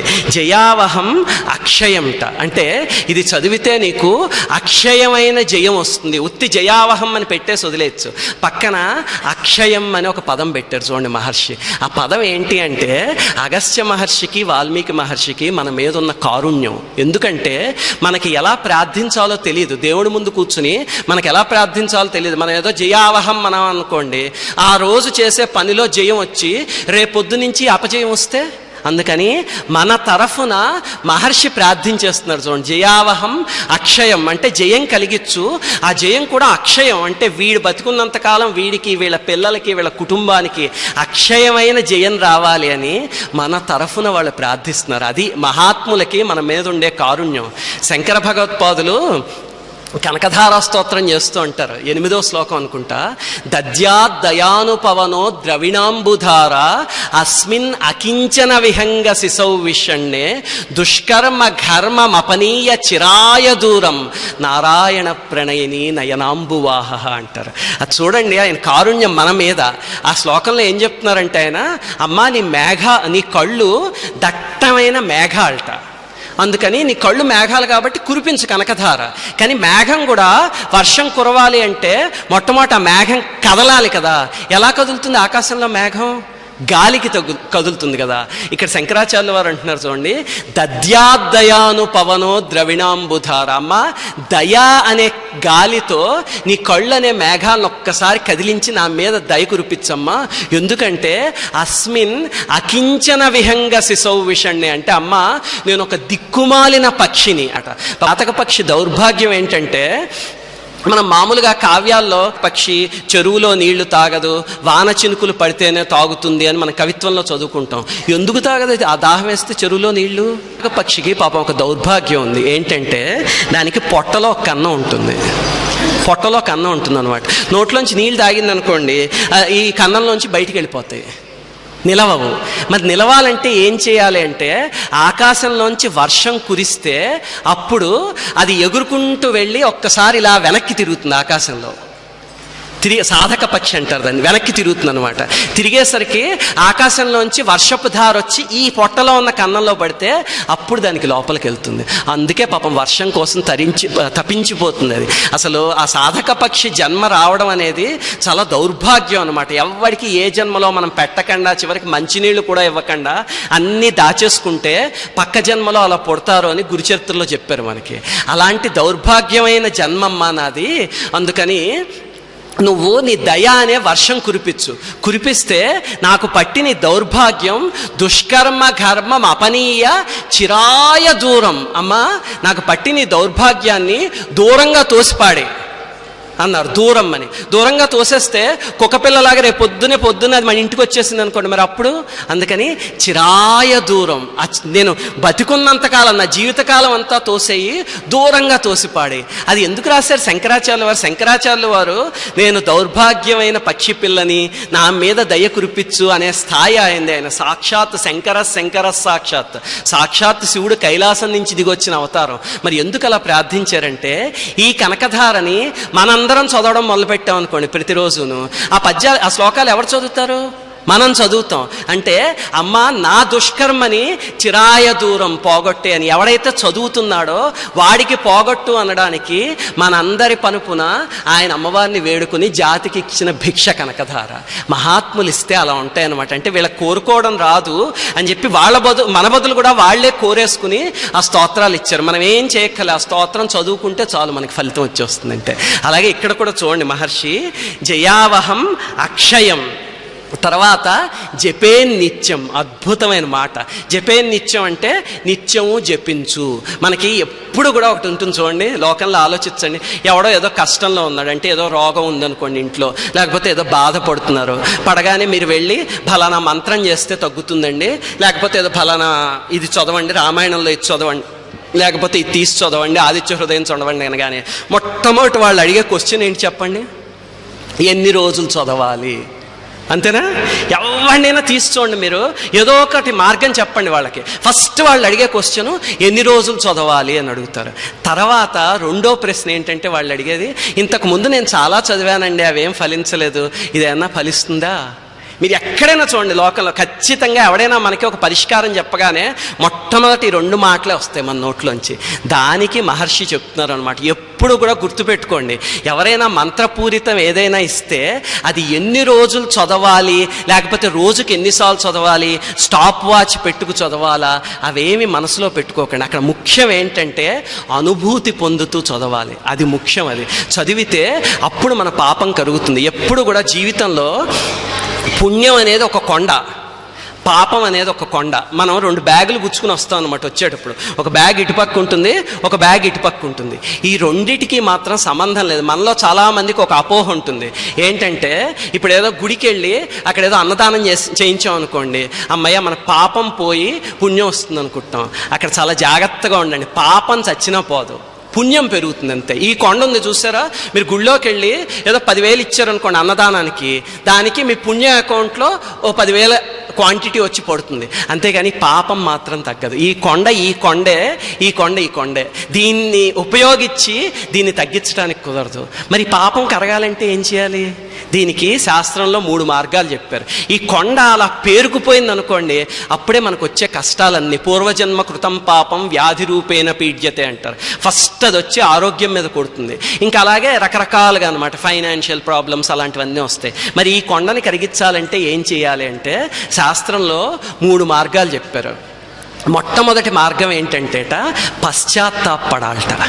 అంటే ఇప్పుడు ఏదో చేతి మీద ఒక పెద్ద పుండు వచ్చింది అనుకోండి, ఆ పుండు ఇంకా ఘోరంగా అయిపోయి మనం భరించలేక అసలు గగ్గోలు పెట్టేస్తున్నాం అనుకోండి, అప్పుడు దానికి పశ్చాత్తాపడ్డం అంటే ఓహో పూర్వజన్మలో నేను ఎవరి చెయ్యో తీసేసి ఉంటాను, అప్పుడు అందుకని భగవంతుడు ఇప్పుడు నాకు ఇది ఇచ్చాడు అని వాడి చెయ్య మనం తీసేసినప్పుడు వాడు ఎంత బాధపడి ఉంటాడో ఆ స్థాయిలో కనుక మనం ఇప్పుడు బాధపడగలిగితే ఆ పశ్చాత్తాపానికి ఇది పోతుంటా. కానీ అలా మనం పడగలమా? ఊరికే గారిలోంచి ఎవరి చెయ్యో తీసేసినంత బాధ నాకు వచ్చేయంటే ఎక్కడి నుంచి వస్తుంది? కవిత్వాలు రాయడానికి తప్ప అలా మనం ఫీల్ అవ్వలేము. అందుకని ఆ పశ్చాత్తాపం పాపం స్థాయిలో పడ్డం అనేది చాలా కష్టం. రెండో మార్గం ఏం చెప్పారంటే పాపాన్ని కరిగించుకోవడానికి శాస్త్రంలోనూ భగవంతుడి కోసం కానీ భగవంతుడి రూపంలో ఉన్న వాళ్ళ కోసం కానీ నువ్వు శారీరకంగా కష్టపడు. అంటే ఇప్పుడు ఏదో గురు పూజల్లో అందరికీ భోజనాలు పెడుతున్నారు, అక్కడ ఉన్న వాళ్ళందరూ భగవంతుడి స్వరూపం అంతే కదా, అందరికీ భోజనాలు పెడుతున్నారు. ఒకటేంటంటే తీసుకెళ్ళి చెక్ ఇచ్చేసి ఇది గురు పూజల్లో భోజనానికి వాడండి అని వాడితే అది మంచిదే, అది వచ్చి పుణ్య అకౌంట్లో జాయిన్ అవుతుంది. కానీ ఈ అకౌంట్ కరగాలి అంటే అక్కడ పెండాల్లోకి వెళ్ళి మనం కష్టపడి ఎవడైనా వంట చేస్తున్నాడు అనుకోండి, అక్కడ కూరలు కోసిపెట్టి అక్కడ విస్తళ్ళన్నీ ఏరి అక్కడంతా ఊడ్చి వాళ్ళు తినేసాక ఆ విస్తళ్ళు తీసేసి మనకు అదేదో చిన్నతనంగా అనిపిస్తుందేమో. మాస్టర్ గారు చెప్పారు చూడండి, ఇక్కడ ఎవరో అతిథులు లేరు అందరూ సేవకులే అని. ఆ స్థాయిలో భగవంతుడి కోసం కానీ భగవంతుడి ప్రతిరూపంగా ఉన్న మనుషుల కోసం కానీ ఒళ్ళు వంచి కష్టపడితే అప్పుడు ఈ దుష్కర్మ కరుగుతుందిట. అది రెండో మార్గం. అందుకే కొంతమంది తిరుపతి కొండ నడిచెక్కుతాం మోకాళ్ళ మీద ఎక్కుతాం అని మొక్కుకుంటారు. మనకు అనిపిస్తుంది ఏదో నడిచెక్కితే కొండ దేవుడికి ఏంటో ఉపయోగం, దేవుడికి ఏమైనా ఉపయోగం చెప్పండి. మీరు నడిచెక్కితే భగవంతుడి కోసం మన శరీరాన్ని అలయ చేసుకుంటే మన దుష్కర్మ తగ్గుతుంది. ఇది తగ్గింది అంటే ఆటోమేటిక్గా సుఖాలు వస్తాయి మన జీవితంలో. ఈ కొండ కరుగుతోందంటే అర్థం జీవితం సుఖంగా ఉంది అని, లేదు అంటే ఈ కొండ దట్టంగా ఉందని అర్థం. అప్పుడు అది కరిగించుకోవాలి. ఇప్పుడు మూడో మార్గం, కొన్ని స్తోత్రాలకి కొన్ని మంత్రాలకి దీన్ని కరిగించే శక్తి ఉంది, అన్నిటికీ లేదు. అన్నిటికీ పుణ్యాన్ని ఇప్పుడు మీరు ఏదో వ్రతాలో పూజలో నోములో చేస్తే ఈ కొండ పెరుగుతుంది, పుణ్యం కొండ. ఇది కరగాలి అంటే కొన్నిటికి ఉంది. రామాయణంలో కొన్ని చాప్టర్లకి, భాగవతంలో కొన్నిటికి, అలాగే ఆదిత్య హృదయానికి కూడా. ఆదిత్య హృదయం ఈ పాపం అనే కొండని కరిగించగలదు. కానీ ఇందాక నేను చెప్పినట్టు మనకి వెంటనే సందేహం వస్తుంది, ఎన్ని రోజులు చేస్తే కరుగుతుందండి? ఇంతకుముందు ఎవడో రామాయణం చదవమన్నాడు, చదివాను, ఏం ఉపయోగం లేదు నాకు, ఎన్ని రోజులు చేయాలి? ఒక్కటి గుర్తుపెట్టుకోండి, మీరు చేసే ప్రతి పారాయణ, మీరు తిరిగే ప్రతి ఇలాంటి మంత్రపూరితమైనది కానీ, లేకపోతే ఏదో దేవాలయానికి వెళ్ళారు అనుకోండి అద్భుతమైన శక్తి ఉన్నది కానీ, అది కరిగిస్తూ ఉంటే ఆ కొండ ఎంతవరకు కరిగింది మన కర్మ అనే కొండ అనేది మనకు కనిపించదు దురదృష్టవశాత్తు. అందుకని ఇప్పటిదాకా చేసిన వాటిని ఎప్పుడూ తిట్టుకోకండి. ఆ కొండ కరుగుతూనే ఉంటుంది, ఒకనాటికి మొత్తం జీరో అయిపోతుంది అనమాట. అప్పటి నుంచి ఇంకా మన జీవితానికి ఎదురుండదు. కానీ ఈ లోపల మీరు మళ్ళీ దూషణ చేస్తారనుకోండి, అప్పుడు రామాయణం చదివాను నాకు ఏం తీరింది అనుకుంటే ఇక్కడ మళ్ళీ కొంచెం తీసుకొచ్చి యాడ్ చేస్తున్నట్లు లెక్క అనమాట. కానీ ఆ చదివేది ఆ స్థాయిలో చదివితే, మొన్న నా దగ్గరికి ఒక ఆయన వచ్చారు, పాపం చాలా పెద్ద ఆయన అనమాట, వచ్చి చాలా ఫైనాన్షియల్ ప్రాబ్లమ్స్లో సతమతం అయిపోతున్నారు. అసలు వచ్చి ఆయన చెప్తూ ఏడ్చేశారు. నాకు విని ఎంత బాధేసిందో. అసలు కొడుకులందరూ సెటిల్ అయ్యి ఉన్నారు చక్కగా ఫారెన్లో, కానీ ఈయన చాలా సమస్యలతో సతమతం అవుతున్నారు అనమాట. చూసి నాకు బాధేసి, కనకధార స్తోత్రం చదవండి మీరు, ప్రతిరోజు పొద్దున్న సాయంత్రం చదివితే తప్పకుండా తీరుతుంది మీకు ఈ ఫైనాన్షియల్ ప్రాబ్లం అని చెప్పగానే ఆయన అన్నారు, కనకధార స్తోత్రమా? ఇదివరకు ఎవరో చెప్తే 40 రోజులు చదివానండి, ఏం అవ్వలేదు అన్నారు. అంటే నేను ఏమంటే ఇందాక నాతో చెప్తూ ఏడ్చారు కదా మీరు, అలాగా కనకధార స్తోత్రం చదువుతూ అమ్మవారి పటం ముందు కూర్చుని ఒక్కసారైనా ఏడ్చారా అని అడిగితే లేదండి మామూలుగా చదివాను. చదివితే ఎక్కడి నుంచి ఫలిస్తుంది అది? అది చదివితే గుండె కరగాలి. మనం ఎలా చదువుతాం అంటే దద్యా దయానుపవనో ద్రవిణాంబుధార అసే అక్కడ పొయ్యి మీద ఏదో పెట్టినట్టుందో మాడిపోతాం చూడు, అది కనకధార స్తోత్రంలో ఒక పార్ట్ అనమాట. ఇది కూడా ఒక మంత్రం. అస్మిన్ నకించన విహంగసి. ఇవి అదోకి ఇక్కడ డైపర్ మార్చవే గమ్మునొచ్చి దుష్కర్మ ఘర్మమ పనీయ చిరా. ఎక్కడి నుంచి పనిచేస్తుంది కనకధార అలా చదివితేను? కనకధార చదివితే గుండె కరగాలి. అమ్మా నేను ఏం దుష్కర్మ చేశాను, నాకు ఇలా ఉంది, నేను ఆ పక్షి పిల్లని, ఇందాక శంకరాచార్యులు వారు ఆ పక్షి పిల్ల గురించి చెప్పారు, అది మనం ఫీల్ అయ్యి మన గుండె కానీ కరిగింది అనుకోండి, అప్పుడు పలికి తీరుతుందంటే అమ్మ, పలికి తీరుతుంది. నా జీవితంలో పలికింది అలాగ. నేను మీకు ఆ ఉదాహరణ చెప్తాను. నాకు పలికింది కాబట్టి నేను ఈ స్టేజ్ మీద కూర్చొని చెప్తున్నాను అనమాట. ఒకసారి మా నాన్నగారు బెంగళూరు వచ్చారు. వచ్చినప్పుడు నాన్నగారు ఇదండి పరిస్థితి అంటే, అప్పటికి 5 సంవత్సరాలు అయింది. అన్ని హాస్పిటల్ తిరిగాం, ఎంతో ఖర్చు పెట్టాం. ఆయన చూసి, ఒరే రామాయణంలో బాలకాండలో 15-16 సర్గలు ఉన్నాయిరా, అవి 2 పుత్రకామేష్టి మంత్రం ఉన్న సర్గలు, అవి 2 20 రోజుల పాటు ఆగకుండా పారాయణ చెయ్యి. అలాగే దానికి ఏవో రూల్స్ ఉన్నాయి, ప్రతిరోజు పాయసం అక్కడ పెట్టి పారాయణ చేస్తే ఆ పుత్రకామేష్టి శక్తి పాయసానికి వస్తుంది అనమాట. అప్పుడు భార్యాభర్త తింటే ఖచ్చితంగా పిల్లలు పుడతారా, ఇది ఉమాసంహితలో శివుడు ఇచ్చిన ప్రమాణం, ఇది ఖచ్చితంగా పుడతారు, అలా చెయ్యి అన్నారు. నేను వెంటనే ఏదో కంప్యూటర్ చదువుకుని సాఫ్ట్వేర్ ఉద్యోగం చేస్తున్నాళ్ళం కదా, ఏదో నాన్నగారు వేదాలు ఇవన్నీ నేర్పించినా, ఏంటంటే రామాయణం చదివితే పుట్టేస్తారా, ఇంతమంది డాక్టర్ల దగ్గరికి వెళ్తే పుట్టింది, ఇదిగో ఇవన్నీ చెప్పి అంతా మొత్తంకే, ఒరే రామాయణానికి ఆ శక్తి ఉంది, వెళ్ళి చదువు అన్నారు. అంటే ఏంటి నా వాదించకు, వెళ్ళి చదువు ఫస్ట్ అన్నారు. అంటే ఆయనని ఎలాగైనా డిస్ప్రూవ్ చేయాలంటే ఆయనది చెప్పింది తప్పు అని నిరూపించడానికి కూర్చున్నాను అనమాట. కూర్చుని 20 రోజులు పారాయణ చేయాలి మొదలుపెట్టాం. రోజు సేమ్ ఇందాక నేను చెప్పేది అద్యా దయానుపవనం ద్రవిణాంబధార, గుళ్ళు అష్టోత్తరం చదువుతారు, అలాగే చేయడం మొదలెట్టారు రామాయణం పారాయణ. సరిగ్గా 19 రోజులు అయింది. మా నాన్నగారికి ఫోన్ చేసి, నాన్నగారు రేపు పొద్దున్నతో పారాయణ అయిపోతుందండి, పుట్టేస్తున్నారు అంతే, ఇంక రెడీగా ఉండండి అని చెప్పా, వ్యంగ్యంగా అనమాట. అంటే ఆయన సరేరా పూర్తి చెయ్యి, రామానుగ్రహం ఉంటే పుడతారు అన్నారు. 20వ రోజు పొద్దున్న పారాయణ కూర్చుంటున్నాం, సరిగ్గాను ఎవరో బంధువులు చనిపోయారని అశౌచం వచ్చి పారాయణ ఆగిపోయింది. ఏంట్రా ఇది, పారాయణ 20వ రోజు ఆగిపోయింది. సర్లే అని చెప్పి ఇంక మా నాన్నగారికి ఫోన్ చేయలే, మళ్ళీ ఎక్కడ మాట పోతుందో అని చెప్పి పక్కన మళ్ళీ అశౌచం అయిపోయాక పారాయణ మొదలెట్టి ఈసారి ఇంకా పట్టు వదలని విక్రమార్కుల్లా కత్తి తిప్పితే 18వ రోజు అయ్యేసరికి ఏదో అడ్డొచ్చింది, మళ్ళీ పారాయణ ఆగిపోయింది. ఆగిపోతే 3వసారి మళ్ళీ ఆగిపోయింది, 4వసారి 5వసారి, ఇంకప్పుడు చేసేసరికి తెలిసిపోయింది నాకు, ఓరి నాయనో ఈ రామాయణం పారాయణ చేయడం అనేది మన గొప్పతనం అనుకుంటున్నామేమో, అదేమి మన తరం కాదు, రామానుగ్రహం ఉంటే తప్ప అవ్వదు అని. 6వసారి చేసాం, 7వసారి చేసాం, 8వసారి చేసాం. ప్రతిసారి కూడా 16 రోజులు 17 రోజులు 19 రోజులు అవ్వడం, పారాయణ ఆగిపోవడం అంతే. ఇంకా చివరికి 9వసారికి వచ్చేసరికి ఇందాక నేను చెప్పాను చూడండి, ఆ స్థితి వచ్చింది. వచ్చి కరిగిపోయి అసలు రాముల వారి పటం ఉంటుంది మా ఇంట్లో, భద్రాచలం రాముడు అనమాట. ఆయన పటం ముందు కూర్చుని, నాకు పిల్లలు అక్కర్లేదు, పారాయణ ఒక్కటి చేయించు చాలు అంటే, నేను ఎంత అల్పుణ్ణో ఇప్పుడు అర్థమవుతుంది. ఒక పారాయణ కూడా చేయలేకపోతున్నాను నేను, అదొక్కటి చేయించు స్వామి చాలు, పిల్లలు కూడా అక్కర్లేని ఏడ్చి 20వసారి ఆ అనుభూతితో చేశాను. నిజంగా ప్రతిరోజు చదువుతుంటే రామాయణం కళ్ళమట్టి నీళ్ళు వచ్చేవి. నేను ఎంత అల్పుణ్ణి స్వామి, ఎంత పాపం కొండలాగా లేకపోతే పారాయణ కూడా చేయించట్లేదు నా చేత, ఎంత అల్పత్వం నాది అని ప్రతిరోజు ఏడుస్తూ చేసామండి పారాయణ. అప్పుడు 20 రోజులు సరిగ్గా జరిగింది. అది అయిన 10 రోజులకి నా భార్య కడుపుతోంది. సరిగ్గా 10 రోజులు అంటే ఏంటి చూడండి, అది రాముడు కారుణ్యం. అందుకే మా అబ్బాయికి శ్రీరామ్ అని పేరు పెట్టాను. ఇప్పుడు ఇది కోదండరాముడి సన్నిధి, ఇది రామనామ క్షేత్రం అంటే, అందుకని ఇక్కడ కూర్చుని నేను గర్వంగా చెప్పుకుంటున్నాను రాముడు లీల. భండన భీముడు ఆత్మజన బాంధవుడు ఉజ్వల బాణతూణ కోదండ కళాప్రచండ నిజతాండవ కీర్తికి రామమూర్తికిన్ 2వ సాటి దైవమిక లేడనుచున్ గడకట్టి భేరిక డాండడ డాండ డాండ నినదంబుల జాండము నిండ మత్త వేదండము నెక్కి చాటెదను దాశరథి కరుణాపయోనిధి అంటాడు చూడండి. అలాగా నేను ఒక పెద్ద టవర్ ఎక్కి రాముడి గురించి చెప్పినా సరే ఆ రుణం మాత్రం తీర్చుకోలేను. ఆ మహానుభావుడు అలా తీసుకొచ్చి ఇచ్చాడు. ఇప్పుడు ఇంతకీ ఇదంతా చెప్పొచ్చేది ఎందుకంటే, ఆ బాధతో చదివామనుకోండి, ఆర్తితో చదివామనుకోండి, పలికి తీరుతుంది. మనకి పలకలేదు అంటే స్తోత్రంలో శక్తి లేదని కాదు, మనలో ఆర్తి లేదని అర్థం. ఇక్కడి నుంచి పిలికితే ఖచ్చితంగా పలుకుతాడండి. ఎందుకంటే అక్కడ రాముడు అంటే నాన్న, సీత అంటే అమ్మ. పిల్లలు ఏడుస్తుంటే వాళ్ళు చూస్తూ కూర్చుంటారా చెప్పండి? కానీ వాళ్ళని కదిలించే స్థాయిలో మనం ఏడవాలి. ఇప్పుడు చిన్నపిల్లాడు ఉన్నాడు, వాడు ఏదో ఏడుస్తున్నాడు అనుకోండి, వాళ్ళ అమ్మ ఏం చేస్తున్నావు బొమ్మ అక్కడ పాడేసేసి కిచెన్లో పని చూసుకుంటూ ఉంటుంది. వాడు నాకు ఈ బొమ్మ వద్ద అమ్మే కావాలని చెప్పి ఇక్కడి నుంచి ఏడ్చాడు అనుకోండి, ఏం చేస్తుంది? వంట పని అక్కడ వదిలేసి వచ్చి వీడిని ఎత్తుకుంటుందా లేదా? భగవంతుడు కూడా అంతే, మనం ఇక్కడి నుంచి ఆర్తితో చేస్తే దిగొచ్చి తీరతాడు. దానికి ఇందాక నేను చెప్పిన ఉదాహరణ. కానీ మనకి ఏంటంటే ఎప్పుడు కూడా దాని పక్కనే అపనమ్మకం అనే ఒక బ్యాగేజ్ ఉంటుంది. రామకోటయ్య తాతగారి దగ్గరికి ఒక ఆవిడ వచ్చారట. ఆవిడ పాపం దారుణమైన ఆస్తమాతో బాధపడుతున్నారు. ఇంకా ఎంత ఆస్తమా అంటే ఆవిడకి ఎప్పుడైనా ఆస్తమా వచ్చినప్పుడు ఒక ట్యాబ్లెట్ వేసుకుంటే ఒక 2 గంటలు పట్టేది అది తగ్గడానికి. ఆ 2 గంటలు పిల్లలు ఆవిడ పరిస్థితి చూసి ఎక్కడ భయపడతారో అని ఆవిడ గదిలోకి వెళ్ళి తలుపు వేసుకుని ఆ ట్యాబ్లెట్ వేసుకుని ఆ బాధ అంతా పడి 2 గంటలు పోయాక బయటకు వచ్చేదిట. ఆవిడ రామకోటయ్య తాతగారి దగ్గరికి వస్తే తాతగారు అయ్యో నీ పరిస్థితి ఇలా ఉందా అమ్మా అని చెప్పి సరే ప్రేయర్ చేద్దామని ప్రేయర్ మొదలుపెట్టారట.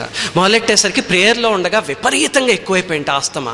దాన్ని చూసి మిగతా వాళ్ళందరూ భయపడిపోయారట. అయ్య బాబాయ్ ఈవిడికి ఇలా ఎక్కువైపోయింది ఏమవుతుందో అని చెప్పి. ఆయన మాత్రం తాతగారి వైద్యం మనకి తెలుసు కదా, ఆయన హాయిగా కూర్చుని ప్రేయర్ చేశారట. చేసేసరికి తగ్గిందిట, నెమ్మదించింది. నెమ్మదిస్తే ఆవిడ అందిట, రోజు ఈ ట్యాబ్లెట్ వేసుకుంటే తప్ప నాకు తగ్గదండి, ఈరోజు మీ దయ పర్వాలేదు తగ్గింది అందిట. అంటే ఆయన అన్నారట, అమ్మ నీకు ఇంకా పూర్తిగా తగ్గలేదు, ఇంకొకసారి ప్రేయర్ చేద్దామని చెప్పి అప్పుడే మళ్ళీ ఇంకోసారి ప్రేయర్ మళ్ళీ వచ్చింది, మళ్ళీ తగ్గింది, కానీ ఇంకా ఇబ్బంది పడుతుంది.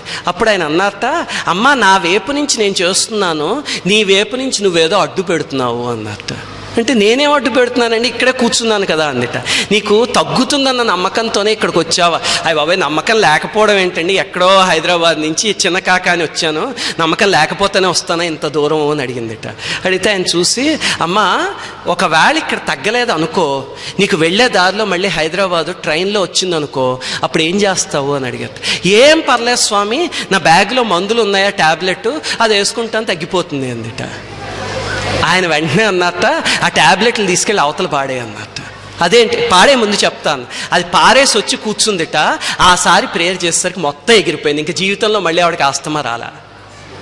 అంటే ఆయన పడేయమన్నది ఆవిడ బ్యాగులో ఉన్న ట్యాబ్లెట్లనా కాదు, ఆవిడ ఒక అపనమ్మకాన్ని వెంట పెట్టుకొచ్చింది ఆ ట్యాబ్లెట్ రూపంలో. అంటే ఈయన దగ్గర తగ్గితే ఒక రాయి వేసి చూద్దాం, తగ్గలేదు అనుకో ఎలాగో నా ట్యాబ్లెట్లు నాకు ఉన్నాయి కదా అని. ఆ అపనమ్మకంతో వస్తే భగవంతుడు ఎందుకు తగ్గిస్తాడు? ఆ అపనమ్మకాన్ని మళ్ళీ ఆయన వాత్సల్యం చూడండి, తీసుకెళ్ళి బయట పాడేయమన్నారు. ఆవిడ పాడేసి వచ్చింది, అప్పుడు వెంటనే తగ్గింది ఆవిడకి. అది దాంతో జయావహం జపే నిత్యం అక్షయం పరమం శివం. శివం అనే పదానికి మోక్షం అని ఒక అర్థం ఉంది. బహుళ రజసే విశ్వోత్పత్తో భవాయ నమో నమః, ప్రబల తమసే తత్సంహారే హరాయ నమో నమః, జన సుఖకృతే సత్వోద్రిక్తో మృడాయ నమో నమః, ప్రమహసి పదే నిస్త్రయగుణ్యే శివాయ నమో నమః అంటారు. శివ అనే పదము తురీయావస్థకి మోక్షావస్థకి చెందిందనమాట. అంటే ఆదిత్య హృదయం మనకు కావాల్సిన ఆరోగ్యం అంతా ఇస్తుంది, సరిగ్గా చేస్తే మోక్షం ఇస్తుంది అని చెప్పడానికి అక్షయం పరమం శివం అని పెట్టారు. రామాయణంలో శివం ఉంది, కొన్ని పుస్తకాల్లో శుభం అని పడింది, రెండో ఒకటేను. తర్వాత శ్లోకం చూద్దాం. సర్వమంగళ మాంగళ్యం సర్వపాప ప్రణాశనం చింతా శోక ప్రశమనం ఆయుర్వర్ధనముత్తమం. ఇది ఆదిత్య హృదయానికి కరెక్ట్ ఫలశ్రుతి ఈ శ్లోకం అన్నమాట. అంటే ఆదిత్య హృదయం చదివితే మనకి ఏమొస్తుంది అంటే చింతా శోక ప్రశమనం ఆయుర్వర్ధనముత్తమం. దీన్నే ఇంకొక సూర్య స్తోత్రంలో చెప్పారు. త్వచిదోష దృషిదోష హృదిదోష అఖిలేంద్రియ రుజదోష తాన్ పూషాహత దోష కించిత్ రోషాగ్నినాదహతు అని. అంటే సూర్యభగవానుడు ఆరోగ్య ప్రదాత కరెక్టే, కానీ 3 రకాల రోగాలు 3 రకాలవైతే ఆయన చేతుల్లో ఉన్నవి డైరెక్ట్గా అనమాట. ఒకటేంటంటే త్వచిదోష, త్వక్ అంటే చర్మం, దృశిదోష అంటే కంటికి సంబంధించినవి.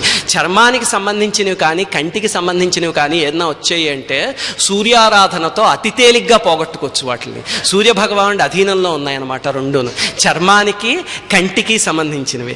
ఏదైనా ఇంట్లో ఆ 2 సమస్యలు అస్తమానం వస్తున్నాయి అనుకోండి, అంటే ఆ కుటుంబంలో ఎక్కడో సూర్యాపచారం ఏదో జరిగింది అని. అది కరెక్ట్ చేసుకున్నామా మనకి వెంటనే తగ్గిపోతుంది. చర్మము కళ్ళు ఈ 2 సూర్యభగవానుడి అధీనంలో ఉన్నాయి. మీకు ఎందుకు పురాణాల్లో కత్తి చూస్తే కృష్ణుడికి సాంబుడు అని కొడుకుంటాడు. కృష్ణుడికి జాంబవతికి పుట్టిన కొడుకు అనమాట. వాడు అయ్యి బాబాయ్ మిస్చీవియస్ సన్ అసలు చెప్పాలంటే. కృష్ణ పరమాత్మ పేరు తీయడానికి పుట్టాడేమో. మనకి భారతంలోను భాగవతంలోను చాలా కథలు వస్తాయి సాంబుడి. వాడు ఏం చేసేవాడంటే, సాంబుడు చూడడానికి అచ్చం కృష్ణుడిలా ఉండేవాట. దాంతో అచ్చం కృష్ణుడే అనమాట, అచ్చుగుద్దినట్టు తండ్రి రూపం. దాంతో ఏం చేసేవాట, కృష్ణుడిలాగా వేషం వేసుకుని తల్లుల దగ్గరికి వెళ్ళేవాట. వెళ్తే వాళ్ళు భర్త వచ్చారేమో అనుకుని, భర్త వస్తే స్త్రీ వేరే రకంగా ప్రవర్తిస్తుంది కదా భర్తతోనూ. వాళ్ళు అలా ప్రవర్తించడం మొదలు పెట్టగానే హాహా నేను సాంబుడిని అని చెప్పి వేషం తీసేవాట. దాంతో తల్లులకే చాలా బాధ వేసేట. ఏంటో వీడి దౌర్భాగ్యుడు, ఏం పని చేస్తున్నాడు వీడని. ఒకసారి నారద మహర్షికి అది చూసి కోపం వచ్చి, వారిని నీకు ఇంత అహంకారమా, ఈ రూపాన్ని చూసి కదా మిడిసిపడుతున్నావు, సరే నీకు కుష్ఠరోగం వచ్చి పోతావు అని శపించాడు నారద మహర్షి. శపించేసరికి ఒళ్ళంతా కుష్ఠరోగం వచ్చేసింది. వీడికి కాన్ఫిడెన్స్ అనమాట, కృష్ణుడు కొడుకుని నాకేంటి అని చెప్పి వాళ్ళ నాన్నగారి దగ్గరికి వెళ్ళి, నాన్న తగ్గించే కుష్ఠరోగం అన్నాడు. ఇట్స్ నాట్ పాసిబుల్ అని చెప్పాడు ఆయన. ఇదే ఈ కాలంలో ఎవడైనా అధికారిని తీసుకోండి, కృష్ణుడు అంటే అన్ని ఏ పనైనా చేయగలిగిన సర్వతంత్ర స్వతంత్రుడు ఆయన. అలాంటిది ఆయన కుదరదు వెళ్ళిరా అని చెప్పాట. ఇదే ఒక అధికారిని తీసుకోండి, మీరు ఎవరైనా కొడుకు తప్పు చేస్తాడు అనుకోండి, ఎక్కడో యాక్సిడెంట్ చేస్తే మొట్టమొదటి వీడికి ఏదైనా పదం ఉంటే కొడుకుని ఎలా తప్పించేద్దాం ఆ కేసు నుంచి అని చూస్తాడు. అంతే కదా ఈ కాలం తీసి చూస్తే. మరి కృష్ణ పరమాత్మ తప్పించదలుచుకుంటే ఎంతసేపు, కానీ ఆయన తప్పించలే, వెళ్ళి అనుభవించు దాన్ని అని చెప్పాడు. అమ్మో అనుకుని అప్పుడు బయలుదేరి తిరగడం మొదలెట్టాడు. ఇండియా అంతా తిరిగి, తెలుసు చర్మానికి సూర్యుడు అధిదేవత, దాంతో ఎక్కడ పడితే అక్కడికి వెళ్ళడం, సూర్యోపాసన చేయడం.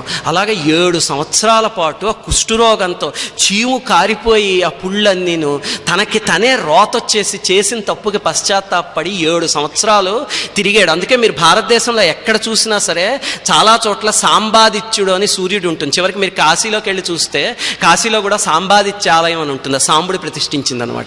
ప్రతి చోటకి వెళ్ళి ఒకటి ప్రతిష్ఠించాడు, ప్రార్థించాడు, అయినా సరే ఉపయోగాలు. చివరికి అలా 7 సంవత్సరాలు పశ్చాత్తాపడి ఏడిస్తే 7 సంవత్సరాలు చివరికి అక్కడ సూర్యభగవాను ప్రార్థించేట. ప్రార్థించేసరికి ఈయన ముందు ఆకాశంలోంచి ఒక తాళపత్ర గ్రంథం కింద పడింది. ఆకాశంలోంచి కింద పడింది అనమాట. అందులో సరిగ్గా 12 శ్లోకాలు ఉన్నాయి, చిన్న చిన్న శ్లోకాలు. దాన్ని ద్వాదశార్యాస్తుతి అంటారు. 12 శ్లోకాలు అనమాట. ఆ 12 శ్లోకాలు సూర్యమండలంలోంచి వచ్చి సాంబుడి ముందు పడ్డాయి. అది సాంబుడో ఋషిలో రాసింది కాదంటే సాక్షాత్తు సూర్య భగవానుడే తన వైభవాన్ని 12 చిన్న చిన్న బుల్లి శ్లోకాలతో ఇచ్చిందనమాట. అది ఒక్కసారి చదివేసరికి మొత్తం ఎగిరిపోయింది రోగం అంతా. అది అంటే సూర్యభగవానుడు చర్మానికి ఎలా పనిచేస్తాడో అర్థమవుతుంది కదా, కానీ ఆర్తితో చేయాలి. ఇందాక నేను చదివిన శ్లోకం ఉంది చూడండి, త్వచిదోష దృషిదోష అఖిలేంద్రియ రుచి, అది ఆ ద్వాదశార్యాస్తుతిలోది. అది ఒక 12 శ్లోకాల్లో ఒక శ్లోకం అన్నమాట అది. అలాగా ఇంకో ఉదాహరణ చెప్తాను. మీలో చాలామంది పేరు వినే ఉంటారు, నడిమింటి సర్వమంగళ శాస్త్రి గారు అని. ఈయన మహాపండితుడు, మహామంత్రవేత్త, ఉపాసనాపరుడు అనమాట. చాలా గొప్ప ఆయన ఒకసారి పాపం పూరీ క్షేత్రానికి వెళ్ళారట. వెళ్ళి అక్కడ దర్శనం చేసుకుని జగన్నాథుడిది ప్రసాదం తీసుకున్నారు చేతిలోకి. తీసుకున్న తర్వాత ఆయన మహావిద్వత్తున్న మనిషి. దాంతో పూరీ పండితులు ఉన్నారు చూడండి, వాళ్ళని అంతకు ముందే ఓడించి అప్పుడు గుళ్ళోకి వెళ్ళారనమాట. వెళ్ళి ప్రసాదం తీసుకుని బయటకు వచ్చారు. వచ్చేసరికి ఆ పండితుల్లో ఒకడు, ఒరియా పండితుడు, వాడికి ఉక్రోషం ఉందన్నమాట, ఈయన ఓడించేశారు తన్ని అని. ఆ ఉక్రోషంతో బయటకు వచ్చి ఈయన ఏదో అపహాస్యం చేయడం మొదలుపెట్టి ఈయన ఇచ్చిన ప్రసాదాన్ని మర్రాకులో పెట్టుకుని తింటున్నారట. పండితుడు, మర్రాకులో పెట్టుకు తింటున్నావు, నువ్వేం పండితుడు అయ్యా, మర్రాకంటే మన వటపత్ర సాయి పడుకుని ఉంటాడు కదా ఆయన మీద, దాని మీద అందులో కూర్చుని ఎంగిల్ చేస్తున్నావు అంటే ఆ మాత్రం కూడా స్పృహ లేదు, నువ్వేం పండితుడివే అన్నట్ట. దాంతో ఈయన కోపం వచ్చి, మీరందరూ చేపలు తింటారు కదా, చేప అంటే మత్స్యావతారం, విష్ణుమూర్తినే తినేస్తున్నారు మీరు, ఇలా ఇద్దరు వాదించుకోవడం మొదలుపెట్టి చివరికి ఒకసారి అది పరాకాష్ఠకి వెళ్ళిపోయి ఈయన కోపం వచ్చి ఆ చేతిలో ఉన్న ప్రసాదాన్ని విసిరిగొట్టాట. విసిరిగొడితే వెంటనే కళ్ళు పోయేట ఆయనకి, అక్కడికక్కడ నడిమింటి సర్వమంగళ శాస్త్రి గారికి వెంటనే కళ్ళు పోయేట. ఎందుకంటే శాస్త్రంలో 4 చెప్పారు. ఒకటేంటంటే గంగ నీటిని ఎప్పుడు నీరులా చూడకు, కాశీ క్షేత్రాన్ని ఎప్పుడు పట్టణంలా చూడకు. మనం కాశీకి వెళ్ళొచ్చి చూడండి, అప్పుడప్పుడు ఆ బాబాయ్ అక్కడ రోడ్లన్నీ ఘోరంగా ఉంటాయండి, ఇంతంత సందులు, అక్కడే ఆవులు పడుకుని అక్కడే పేడేసేస్తుండే. బాబా కాశీ అన్నావా కట్టి కుడిపేస్తుందంటే. కాశీ క్షేత్రం మిగతా భూమండలం అంతా ఒక రకంగా సృష్టింపబడితే కాశీ దానికి అతీతంగా సృష్టింపబడిన మహాక్షేత్రం అది. కాశీ గురించి పొరపాటును కూడా మాట్లాడకూడదు, గంగా నీరు గురించి. అలాగనే బృందావనంలో మట్టి గురించి, బృందావనంలో మట్టిని ఎట్టి మట్టి మహాపాపం అది. అందుకే బృందావనం వెళ్తే మట్టిని ఉండలు చేసి ప్రసాదం కింద ఇస్తారు చూడండి. ఎందుకంటే పరమాత్ముడు నడయాడిన ప్రదేశం అది. ఆయన పాదాలు, ఆయన అడుగులతో పునీతం అయిపోయిందనమాట. బృందావనం మట్టిని ఎప్పుడూ మట్టి భావనతో చూడకూడదు. 4వది పూరి జగన్నాథ ప్రసాదం. ఎప్పుడు జగన్నాథ ప్రసాదాన్ని అన్నం అనే భావంతో మనం ఎప్పుడు చూడకూడదు. ఆయన చివరికి ప్రసాదాన్ని విసిరిగొట్టారు, కళ్ళు పోతే అప్పుడు ఆయనకి వెంటనే ఎలా పోయే, మనం అలా విసిరిగొడితే మనకేం పోయి, మనం ఎన్నోసార్లు ప్రసాదాలు విసిరేస్తూ ఉంటాం. ఎందుకు అంటే నేను ఇందాక చెప్పాను చూడండి, పుణ్యం కొండ పాపం కొండ. ఆయనకి కొండ 0 ఉందన్నమాట, ఇందులో ఏమీ లేదు. అందుకని ఒక తప్పు చేయగానే ఇమ్మీడియట్గా దాని ప్రతిఫలం వచ్చేసింది, వెంటనే కనిపించింది. మనకి ఎన్ని తప్పులు చేసినా ఎందుకు కనిపించదంటే ఈ కొండ ఎంతో ఉంది, జన్మలు అనుభవిస్తే తప్ప తరగదు, అందులో ఇంకొంచెం యాడ్ చేస్తున్నాం అంతే మనం. ఆయనకి ఇది క్లీన్గా ఉంది కాబట్టి ఒక తప్పు చేయగానే వెంటనే కళ్ళు పోయి, వెంటనే ఆయన కూడా కోణార్క క్షేత్రానికి వెళ్ళి ఆదిత్య హృదయం చదివి 3 రోజుల్లో మళ్ళీ కళ్ళు తెప్పించుకున్నారు ఆయన. అది ఆదిత్య హృదయానికి ఉన్న శక్తి. ఇప్పుడు అర్థమవుతుంది కదా, మన చేతిలో ఉన్నది మామూలు మంత్రం కాదు. ఆదిత్య హృదయం అంటే ఏదో మామూలు స్తోత్రం కాదు, మహామంత్రం అది. సర్వమంగళ మాంగళ్యం సర్వపాప ప్రణాశనం చింతా శోక ప్రశమనం ఆయుర్వర్ధనముత్తమం. తర్వాత రశ్మిమంతం సముద్యంతం దేవాసుర నమస్కృతం పూజయస్వ వివస్వంతం భాస్కరం భువనేశ్వరం. అద్భుతమైన శ్లోకం. ఇందులో ఒకసారి చూడండి, మహర్షి ఇందాక నేను చెప్పాను కదా ఇంజనీరింగ్ అని, ఆ ఇంజనీరింగ్ ఎంత బాగా పెట్టారో తెలుస్తుంది. ఇందులో నామాలు లెక్క పెట్టండి శ్లోకంలో. రశ్మిమంతం, సముద్యంతం, సముద్యంతం అంటే బాగా ఉదయించిన వాడు, దేవాసుర నమస్కృతం దేవతల చేత రాక్షసుల చేత కూడా నమస్కరింపబడేవాడు, పూజయస్వ అంటే ఓ రామ పూజించు, పూజయస్వ వివస్వంతం భాస్కరం భువనేశ్వరం. సరిగ్గా 6 నామాలు ఉన్నాయి శ్లోకంలో. ఎందుకు ఈ 6 నామాలు పెట్టారు ఇక్కడ ఒక శ్లోకంలో తీసుకొచ్చంటే, ఎప్పుడైనా మంత్రపూరితమైనది ఏదైనా చదివేటప్పుడు మీరు 2 చాలా ముఖ్యం. ఒకటి ఏంటంటే మహర్షి, రెండోది న్యాసం. ఆ 2 చాలా ముఖ్యం అనమాట. అందుకే మీరు ఇప్పుడు ఏదో లలితా సహస్రనామం చదువుతున్నారు అనుకోండి, అస్య శ్రీ లలితా సహస్రనామ స్తోత్ర మహామంత్రస్య వసిన్యాది వాగ్దేవత ఋషయ. లలితా సహస్రనామానికి ద్రష్టలు వసిన్యాది వాగ్దేవతలు, వాళ్ళు ఋషులు అనమాట. అలాగనే ఏదో గాయత్రి మంత్రం చదువుతున్నారు అనుకోండి, ఓం తత్సవితు బ్రహ్మాత్మనే హృదయాయ నమః వరేణ్యం విశ్వాత్మనే శిరసే స్వాహ భర్గోదేవస్య రుద్రాత్మనే శిఖాయే వషట్ అని న్యాసం చేస్తాం మనం. సరిగ్గా 6 ఉంటాయి అందులోను. ఈయన కారుణ్యం ఏంటంటే అగస్త్య మహర్షిది, అంటే మనం ఆదిత్య హృదయం చదివేటప్పుడు ఋషిని న్యాసాన్ని ఎక్కడ మర్చిపోతామో లేకపోతే ఎక్కడ చెయ్యమో, రేపొద్దున మనకు వచ్చే పుస్తకాల్లో అవి ఎక్కడ ప్రింట్ అవ్వవో అని చెప్పి వాటిని కూడా తీసుకొచ్చి ఈ స్తోత్రంలో అంతర్భాగంగా పెట్టేశారు. చూడండి, ఇందాక 2వ శ్లోకంలో మనం అగస్త్యో భగవాన్ ఋషి అన్నాం, అక్కడ మనకి తెలియకుండా ఋషి పేరు తీసుకొచ్చి పెట్టేశారు. ఇక్కడ సూర్యుడికి న్యాసం చేస్తే ఈ 6 నామాలతోనే చేయాలి. ఆ 6 నామాలని తీసుకొచ్చి ఒక శ్లోకం కింద పెట్టేశారు. ఇది మామూలుగా చదువుతూ ఉంటే మన ఆదిత్య హృదయానికి న్యాసం చేసి ఆదిత్య హృదయం ప్రారంభించినట్టు అనమాట. ఎంత గొప్పగా రాశారు చూడండి, అది పొంగిపోతుంది ఒక్కొక్క శ్లోకం తీస్తే ఆ మహర్షికి మన మీద ఉన్న కారుణ్యం. తర్వాత చూడండి, సర్వదేవాత్మకో హ్యేష తేజస్వి రశ్మిభావన ఏష దేవ అసురగణాన్ లోకాన్ పాతి గభస్థివి. అద్భుతమైన నామం. ఏష దేవాసురగణాన్ లోకాన్, ఈయన దేవతల్ని అసురుల్ని ఇద్దరిని కూడా పాలిస్తాట. దేవతల్ని అసురుల్ని పాలిస్తాట. ఇది వినగానే మనకి కొంచెం బాధ వచ్చేది, సర్లేండి పూజ చేస్తున్నాం మనం బాగానే ఉంది, రాక్షస వెధవలు వాళ్ళని ఎందుకని పరిపాలించడం, వాళ్ళకెందుకు మేలు చేయడం అని మనకి వెంటనే ఓ బాధ వస్తుంది. మంచి వాళ్ళకి చేస్తే బాగానే ఉంది, చెడ్డవాళ్ళకి ఎందుకు చేయడము అని. దీనికి శంకరాచార్యుల వారు సౌందర్యలహరిలో ఉంటారు, దృశాద్రాఘీయస్య దరదళిత నీలోత్పల రుచ దవీయాంసం దీనం స్నపయ కృపయా మామపిసివే అనేనాయం ధన్యో భవతి నచతే హానిరియత వనేవా హర్మ్యేవా సమకర నిపాతో హిమకర అని. అంటే చంద్రుడు ఉన్నాడు అనుకోండి, మీరు పూర్ణమి చంద్రుడిని చూడండి, ఆయన ఒక మురికి గుంట ఉందనుకోండి దాంట్లోనూ అలాగే ప్రతిబింబిస్తాడు. ఒక పాలరాతి భవనం ఉందనుకోండి దాని మీద అలాగే ప్రతిబింబిస్తాడు. అంతేగాని చంద్రుడి కారుణ్యంలో చిచి అది మురికి గుంట, నేను అటువైపుకి వెళ్ళను, ఈ పాలరాతి భవనం వైపు మాత్రమే చూస్తాను అని ఉండదు. భగవంతుడి కారుణ్యం అలాంటిదనమాట. కానీ మనలో అసుర గుణాలు ఉంటే మనకి పలకదు. మనం ఎంత ప్రార్థించినా దైవికమైన గుణాలు వస్తే అప్పుడు ఇది పలకడం మొదలెడుతుంది అనమాట. మరి దేవతలు ఎవరు, అసురులు ఎవరు, అది ఒకసారి ఆలోచిద్దాం. అసురులు అంటే 2 కొమ్ములు నెత్తి మీద ఉండి పెద్ద పెద్ద మీసాలు ఉన్న వాళ్ళు అసురులా? కాదు. మనలోనే దేవతలు ఉంటారు, మనలోనే అసురులు ఉంటారు. దానికి ఎవడికి కృతజ్ఞత ఉంటుందో వాడు దేవతా స్వరూపంట, ఎవడు కృతజ్ఞుడో వాడు అసుర స్వరూపంట. కృతజ్ఞత కృతజ్ఞత ఈ రెండిటికి మధ్య ఉన్న తేడాయే మనం దేవత మనం అసురుడా అనేది తెలుస్తుంది. మరి అయితే కృతజ్ఞత అంటే ఏంటి? ఎవడైనా ఏమన్నా చేస్తే థ్యాంక్స్ చెప్పేయడం, అంతే కదా కృతజ్ఞత అంటే. అందుకే చూడండి, మీకు ఒక విషయం చెప్తా. మన ఊళ్ళల్లో ఇప్పటికి కూడా వర్షం పడకపోతే కప్పల్ని ఊరేగిస్తారు. ఎప్పుడైనా చూసారా? కప్పల్ని ఊరేగిస్తే వర్షం పడుతుంది. నేను చదువుకున్నవాడు ఎవరి దగ్గరికైనా వెళ్తే దిస్ ఈజ్ ఆల్ సూపర్స్టిషియస్ యార్, వీళ్ళకి అసలు బుద్ధి లేదు, ఇప్పుడు సైన్స్ కాలంలో కూడా కప్పల్ని ఊరేగించడం ఏంటి, కప్పకి వర్షానికి సంబంధం ఏంటి అని. ఆ కప్ప మామూలు కప్పలు కాదు అవి, అది వేదంలో 3 రకాల కప్పలు చెప్పారు. కణ్వక, కైమక, ఉపరి అని, అవి 3 రకాల కప్పలు అన్నమాట. ఆ కప్పలు ఏంటంటే వర్షం కురిసింది అనుకోండి, కప్పలకి వర్షం కురిస్తే ఆనందం కదా, మిగతా కప్పలన్నీ వెళ్ళి హాయిగా నీళ్ళలో పడుకుంటాయి. ఈ 3 జాతుల కప్పలు మాత్రం బయటకు వచ్చి రాత్రంతా బెక్క బెక్క బెక్క బెక్కమంటూ ఉంటాయట.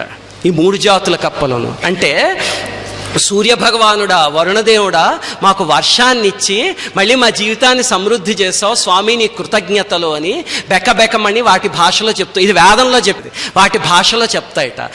అది బయటకు వచ్చి బెక్కబెక్క నరిస్తే ఏదైనా పాము వచ్చి దాన్ని తినేచ్చు కదా వెంటనే, నీళ్ళలో దాక్కోపోతే. అయినా సరే చూడండి, అది భయపడదు, కృతజ్ఞత చెప్దాము అని చెప్పి వచ్చి ఆ బయట చెప్తూ ఉంటుంది అన్నమాట. అది చూసి సూర్యభగవానుడు పొంగిపోతాడట. అంటే వర్షం కురవలేదనుకోండి, ఈ కప్పని ఊరేగిస్తే ఎందుకు కురుస్తుంది అంటే ఈ కప్పలకి ఆ రకమైన కృతజ్ఞత ఉంది. మనం ఏదైనా ఆఫీసర్ దగ్గరికి వెళ్తే మనకి పని జరగలేదు అనుకోండి, ఆ ఆఫీసర్కి ఎవరంటే ఇష్టం వాళ్ళు కూడా పట్టుకెళ్తే మనకి వెంటనే పని అయిపోతుంది కదా. అలాగనే వరుణదేవుడికి సూర్యభగవానుడికి కప్పలంటే ఇష్టంట. అందుకని వీటిని ఊరేగిస్తే వర్షం అలా కురవడం కూడా బోల్డ్ మంది పల్లెటూరులో చూస్తూ ఉంటారు. దానికి కారణం ఇదనమాట. మనలో కృతజ్ఞత ఉందా అప్పుడు భగవంతుడు పలుకుతాడు. ఇంతకీ కృతజ్ఞత అనేది ఎలా ఎక్స్ప్రెస్ చేసుకోవాలి అదొకటి చూద్దాం. అది ఎలా చూపించాలంటే కృతజ్ఞత అంటే 1 పితృరుణం, 2 ఋషి రుణం, 3 భూత రుణం తీర్చుకుంటే అప్పుడు కృతజ్ఞత చెప్పినట్టు. ఇవి తీర్చుకోకుండా మనలో ఎంతమంది జీవితాలు గడిపేస్తున్నామో మనకి తెలుసు. పితృరుణం అంటే మొట్టమొదట పితృదేవతలకి తద్దినాలు పెట్టాలి. ఇది చూడండి, చాలామంది ఇళ్లలో అసలు ఇప్పుడు పోయి తద్దినం పెట్టడం అంటే అసలు లేదనమాట. ఇంకా కొత్తది ఏంటంటే అక్కడ ఎక్కడికో వెళ్ళి గయలోనో ఎక్కడో ఒకసారి చేసేస్తేటండి ఇంక జీవితాంతం చేయక్కర్లేట. గుర్తుపెట్టుకోండి, ఇది మాత్రం దొంగ పని, ఎక్స్క్యూజ్ అంతే. గయలో చేయడం చాలా మంచిది, పితృదేవతలకు ఏమన్నా బ్లాకేజ్ ఉంటే వాళ్ళు పైకి వెళ్ళిపోతారు. కానీ గయలో చేసినంత మాత్రాన ఇంట్లో శ్రాద్ధం పెట్టడం మానేయండి అని ఎక్కడా చెప్పలేదు. అలా చేసామా మనం దొంగలం అని అర్థం, మనం ఎగ్గొడుతున్నాం అని అర్థం. పితృదేవతలకి తద్దినం పెట్టి తీరాలి ప్రతి ఇంట్లో. ఈ కాలం ఎలా తయారైందంటే అసలు పెట్టరు.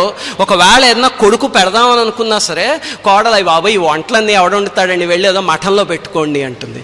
ఇలా చేసామా ఆ వంశాన్ని కట్టి కుడిపేస్తున్నా. పితృదేవతలు అని ఉంటారు. పితృదేవతలు అంటే మీ నాన్నగారో మా నాన్నగారో మీ అమ్మగారో మా అమ్మగారో కాదు. ఆకాశంలో వసు రుద్ర ఆదిత్యులోని 3 మండలాలు ఉంటాయి. వాళ్ళు 3 పితృదేవతల సమూహాలు అన్నమాట. వాళ్ళు కానీ సంతోషించారనుకోండి అప్పుడు మనకి వరాలు జల్లుల కింద కురుస్తాయి. ఇంకా మన వంశం గురించి, మన పిల్లల గురించి, వాళ్ళ పెళ్ళిళ్ళు, వాళ్ళ పిల్లలు, అవి ఇంకా అసలు మనం చూసుకోక్కర్లేదు పితృదేవత కానీ సంతృప్తి పొందితే. అది పితృరుణం మొట్టమొదటిది అనమాట. ఇంకా 2వ రుణం ఋషి రుణం. ఋషి రుణం ఎలా తీర్చుకుంటాం మనం అంటే ఏముందండి, ఆ ఋషికి ఫోటో పెట్టేసేసి ఒకసారి పూజ చేస్తే సరిపోదు. కాదు, ఆ ఋషి ఏది చెప్పాడో అది చదువుతూ ఉండాలి రోజు. ఇప్పుడు అగస్త్యుడు ఋణం తీర్చుకోవడం అంటే ఏంటంటే ఆదిత్య హృదయం చదవడం. అది చదివితే అగస్త్యుడు రుణం మనం తీర్చుకోవచ్చు అనమాట, ఆ ఋషి అది ఇచ్చినందుకు. అలా ఏ ఋషికైనా వాల్మీకి ఋషి రుణం తీర్చుకోవాలంటే రామాయణాన్ని పెట్టుకోండి, ఇంట్లో రోజు చదవండి. రామాయణం నాకు సంస్కృతం చదవడం రాదండి అంటే కనీసం రామాయణం పుస్తకం పెట్టి దానిపైన రోజు ఒక పువ్వు పెట్టి వాల్మీకి మహర్షికి దండం పెట్టుకోండి, మహానుభావ ఎలాంటి కావ్యం ఇచ్చావు మాకు అని. అది ఋషి రుణం తీర్చుకోవడం అంటే. 3వది భూత రుణం. మనతో పాటు ఎన్నో మనుషులు, ఎంతమందో ఎన్నో జీవులు ఉంటాయి. వీలున్నంత వరకు వాటికి ఏమన్నా చేయండి. అలా చేస్తే ఈ 3 రుణాలు తీరుస్తే వాడు కృతజ్ఞుడుట. ఇది తీర్చకపోతే వాడు కృతజ్ఞుడు. అది ఇక్కడ చెప్తున్నారు. సర్వదేవాత్మకో హ్యేష తేజస్వీ రశ్మిభావన ఏష దేవ అసురగణాన్ లోకాన్ పాతి గభస్థిభి. ఇది చేసాం అనుకోండి మనం ఆ దేవతాగణంలో పడతాం. అక్కడ పడ్డాం అనుకోండి సూర్యభగవానుడి ఆశీస్సులు మనకి వెంటనే లభిస్తాయి. ఆ అసురగణంలో పడ్డాము అంటే ఆయన ఆశీస్సులు అలాగే ఉంటాయి కానీ మనకు ఉండదు ప్రతిఫలం. అంటే ఇప్పుడు సూర్యుడి కిరణం పడింది అనుకోండి, ఒక విత్తనం ఉంటే టక్కుమని మొలుస్తుంది. అది ఒక బండరాయి ఉంటే మొలవదు. కానీ ఆయన ఎండ మాత్రం ఆ విత్తనం మీద అలాగే పడుతుంది, ఆ బండరాతి మీద కూడా అలాగే పడుతుంది. మనం విత్తనం లాంటి వాళ్ళమా, మనం బండరాయి లాంటి వాళ్ళమా అనేది తెలుసుకోవాలి అంటే మనం కృతజ్ఞులమా, మనం కృతజ్ఞులమా అనేది తెలుసుకుంటే తెలిసిపోతుంది. సూర్యుడి పట్ల కృతజ్ఞత అంటే ఏంటంటే పొద్దున్నే సూర్యుడు వచ్చే టైంకి నిద్ర లేవడం. అలాగే శాస్త్రం కొన్ని చెప్పింది, స్త్రీ తైల మధుమాంసాన్ని రవివారే విసర్జయేత్. రవివారం అంటే ఆదివారం, ఆదివారం పొరపాటును కూడా మాంసాన్ని ముట్టుకోకూడదు అని శాస్త్రంలో చెప్పారు. స్త్రీ తైల మధు మాంసాన్ని రవివారే విసర్జయేత్. మన దురదృష్టవశాత్తు మనకి బ్రిటిష్ వాళ్ళు ఎంత దెబ్బ కొట్టేశారంటే మన సంస్కృతిని, ఆదివారం అనే దాన్ని ఒక ఫన్ డే కింద తయారు చేస్తారు. ఆ వారంలో ఆఖరి రోజు అన్నట్టు తయారు చేస్తారు. మనకి ఇంతకుముందు మన పూర్వీకులు ఇచ్చిన సాంప్రదాయం ప్రకారం అయితే ఆదివారం వారంలో మొట్టమొదటి రోజు, ఆఖరి రోజు కాదు, అది మొట్టమొదటి రోజు. అక్కడి నుంచి మన వారం మొదలవుతుంది అనమాట. ఆది అంటేనే మొదలు. చూడండి, గురువుగారు చెప్తున్నారు మొట్టమొదటి రోజు అది. మన దురదృష్టం ఏంటంటే ఇంగ్లీష్ వాళ్ళు పరిపాలించి వెళ్ళాక ఆదివారం అనేది సెలవు రోజు అయిపోయింది. ఆ రోజే మనం అన్నీ తింటాం, అన్నీ చేస్తాం. కానీ ఆ రోజు సూర్య భగవానుడు రోజు. అది కనుక కృతజ్ఞత చూపించగలిగితే, మన ఆదివారం అంటే ఎలాగంటే పొద్దున్న 9:30కి లేస్తాం, లేచి దర్జాగా బాల్కనీలో నించుని ఆ బ్రష్ ఏదో ఒలింపిక్ జ్యోతి పట్టుకున్నట్టు పట్టుకుని అక్కడ పరపర పళ్ళుతూ అవుతాం. ఇదే కృతజ్ఞత అంటే సూర్యభగవానుడి పట్ల. సూర్యభగవానుడి పట్ల కృతజ్ఞత అంటే ఏంటంటే సూర్యుడి ఉదయించే లోపు మనం నిద్ర లేచి వీలుంటే సంధ్యావందనం చేయడం, అది చాకిత కాకపోతే కుదరకపోతే ఆదిత్య హృదయం చదువుకోవడం. ఆదిత్య హృదయం చదివితే సంధ్యావందనంతో సరైన ఫలితం అంతే. లేకపోతే మనం కూర్చుని ప్రేయర్ చేసుకోవడం పొద్దున్న 6 గంటలకి. ఇలాంటివి ఏదైనా చేయగలిగితే అది భగవంతుడి పట్ల కృతజ్ఞత చూపించడం అనమాట. అలాంటివి చూపించాం అనుకోండి, ఇందాక నేను చెప్పాను చూడండి, అలాగే ఈ ఆదిత్య హృదయాలైనా మంత్రాలైనా అన్నీ పనిచేయడం మొదలు పెడతాయి. మీకు ఇంకొక సంఘటన చెప్తాను. ఈశ్వర సత్యనారాయణ శాస్త్రి గారని ఆయన ఇప్పటికీ ఉన్నారు శ్రీకాకుళంలో. ఆయన మీరు నెట్లో వెతికితే అరసవల్లి క్షేత్ర మహత్యం అని ఒక చిన్న పుస్తకం ఉంది, అది రాసిన రచయిత. ఆయనకి చిన్నతనంలో ఎవరో ఒక ఆయన హిమాలయాల నుంచి వచ్చి ఈయన్ని చూసి అబ్బాయి కుర్రాడు భలే ఉన్నాడే అని చెప్పి ఈయనకి సూర్య మంత్రాన్ని ఉపదేశించేసరికి ఈయన ఆ మంత్రాన్ని తీసుకుని ఇంకా దాన్ని అలా మననం చేసుకోవడం మొదలుపెట్టారు. మెల్లిగా ఆ మంత్ర సిద్ధి అయింది. అయితే ఈయన పెద్ద అయ్యాక ఏమైంది, ఒకసారి ఆయన తల్లిగారికి మచ్చలు వచ్చాయి. అది వచ్చింది అంటే మళ్ళీ దాన్ని తగ్గించుకోవడం చాలా కష్టం, మన అందరికీ తెలుసు. పాపం వాడికి దారుణంగా వచ్చేసిందిట. వచ్చేసరికి ఎన్నో ప్రయత్నించారు, తగ్గలేదు. అప్పుడు ఈయన ఆదిత్యుడు అంటే చర్మానికి సంబంధించిన దేవత కదా, నేను అలాగూ సూర్య మంత్రాన్ని చేశాను, అమ్మ సరే అది ప్రయత్నిద్దాం పదా, ఎందుకు పలకడం మనకి ఆదిత్యుడు అని చెప్పి హర్షవల్లి, మనం ఈ కాలం అరసవల్లి అని అరగదీసేసాం దాన్ని. అది అరసవల్లి కాదు, హర్షవల్లి. ఆ హర్షవల్లి క్షేత్రానికి వెళ్ళి అక్కడ కూర్చుని 3 రోజుల పాటు ప్రతిరోజు పొద్దున చదవడం. ఆయన తల్లిగారు ఈయన చదువుతున్నంతసేపు ఆ గుడి ప్రదక్షిణాలు చేయడం. మీరు నమ్మరండి, 3వ రోజు రాత్రి పడుకుని 4వ రోజు పొద్దున్న లేచేసరికి ఆవిడ ఒంటి మీద ఒక మచ్చ కూడా లేదట. ఇది ఈ మధ్య జరిగిన సంఘటన. ఎప్పుడో సాంబుడి సమయంలోనో ద్వాపర యుగంలోనో జరిగితే అప్పుడు ఎప్పుడో జరిగేలే మనకేం జరుగుతాయి అనుకోవచ్చు. ఈ మధ్య జరిగిన సంఘటన ఇది. ఆయన ఇప్పటికీ శ్రీకాకుళంలో ఉన్నారు. ఆయన వాళ్ళ తల్లిగారికి 3 రోజులు చేస్తే 3వ రోజు రాత్రి పడుకునేసరికి 4వ రోజు పొద్దున్న లేచేసరికి ఒంటి మీద ఒక మచ్చ కూడా లేదట. ఎలా పలికింది ఆయనకి ఆ సూర్యుడు? మనకెందుకు పలకదో అలాగా అంటే, ఇందాక నేను చెప్పాను చూడండి, ఆ తీవ్రతతో ఆ ఆత్మ ఇక్కడి నుంచి రావాలన్నమాట. అది నాలిక చివరి నుంచి కాదు, ఇక్కడి నుంచి చదివితే ఆదిత్య హృదయం తప్పకుండా పలికి తీరుతుంది. ఈశ్వర సత్యనారాయణ శాస్త్రి గారికి ఎలా పలికిందో మనకు కూడా అలాగే పలుకుతుంది. ఆయన అరసవల్లి క్షేత్ర మహత్యం అనో పుస్తకం రాశారు, అందులో రాశారు ఈ సంఘటన. నెట్లో దొరుకుతుంది, కావాలంటే చూసి చదవండి. అది ఆదిత్య హృదయానికి ఉన్న శక్తి. అందుకని మాస్టర్ గారు మనకి ఎంతో చక్కగా ఈ ఆదిత్య హృదయాన్ని ఇచ్చారు. దీన్ని మనం రోజు చదువుకుందాం. చదివితే ఏమొస్తుంది అంటే ఆఖరణ ఎంత బాగా చెప్తారో చూడండి. అది ఇది మొట్టమొదట ఏం మొదలెట్టారు, తతో యుద్ధ పరిశ్రాంతం. పరిశ్రాంతం అంటే అలసిపోయాడు అని అర్థం. సమరే చింతయాస్థితం అంటే అలసిపోయాడు, బాగా డిప్రెషన్లో ఉన్నాడు రాముడు. అలాంటి స్థితిలో ఆదిత్య హృదయం మొదలు పెడితే ఆఖరి పదం ఏంటి చెప్పండి ఆదిత్య హృదయానికి? నిశచరపతి సంక్షయం విదిత్వా సురగణ మధ్యగతో వచస్త్వరేతి. త్వరేతి అంటే కమాన్, గెటప్ అండ్ మూవ్ అనమాట. అంటే లేచి త్వరపడు అని. ఆదిత్య హృదయాన్ని ఆ పదంతో ఎండ్ చేశారు చూడండి. స్టార్ట్ చేసిన పదం చింతయాస్థితం. అంటే ఆదిత్య హృదయం ఎప్పుడైనా మనం డిప్రెషన్లో కానీ, బాధలో కానీ, కష్టంలో కానీ ఉన్నప్పుడు ఆ ఆర్తితో చదివితే ఆఖరణ త్వరేతి అని ఉంది చూడండి. త్వరేతి అనే దాంట్లో ఎంత వైబ్రేషన్ ఉందో చూడండి. త్వరేతి అంటే కమాన్, అరేజ్ అండ్ అవేక్ అంటాడు వివేకానంద. అలాగే stop not till you reach the goal అని ఆ చైతన్యాన్ని కలిగిస్తుంది అనమాట. అది అందుకనే త్వరేతి అనే పదంతో తీసుకొచ్చి ఆపాడు. అలాంటి మహామంత్రాన్ని ప్రతిరోజు మనం చేసుకునే పూజా విధానంలో మాస్టర్ గారు పెట్టారు. నేను ఇందాక చెప్పాను కదా, ఋషి రుణం తీర్చుకోవడం అంటే ఏంటంటే ఆ ఋషి మనకి ఇచ్చిన రోజు చదవటం. అంటే మాస్టర్ గారికి మనం హుండీలో డబ్బులు వేసినా ఇలా బట్టలు పెట్టినా ఆయనకి ఏం కాదు. ఆయనకి కావాల్సింది ఏంటంటే ఆయన చెప్పింది ఆచరించటం. అందుకని ప్రతిరోజు 5 రోజుల్లో మాఘమాసం వస్తుంది. అందుకని మనం ఏదో 7 శ్లోకాలకి వ్యాఖ్యానించుకున్నాం. ఇంకా మిగతావన్నీ అద్భుతమైన అర్థాలు ఉన్నాయి. కానీ ఏడిటి వల్ల ఆదిత్యుడు అంటే ఏంటి అనే స్పృహతో మనం చదవగలిగితే, ఆ మండే అగ్నిగోళం కాదు, ఆదిత్యుడు అంటే వేరే ఉన్నాడు అనే స్పృహతో చదవగలిగితే ఖచ్చితంగా ఈ స్తోత్రం ఫలిస్తుంది. రేపు మాఘమాసంలో ప్రతిరోజు చదవండి. ఆదిత్యుడి కృపకి పాత్రులు కంది. సర్వం శ్రీ ఆదిత్య చరణారవిందార్పణమస్తు. స్వస్తి.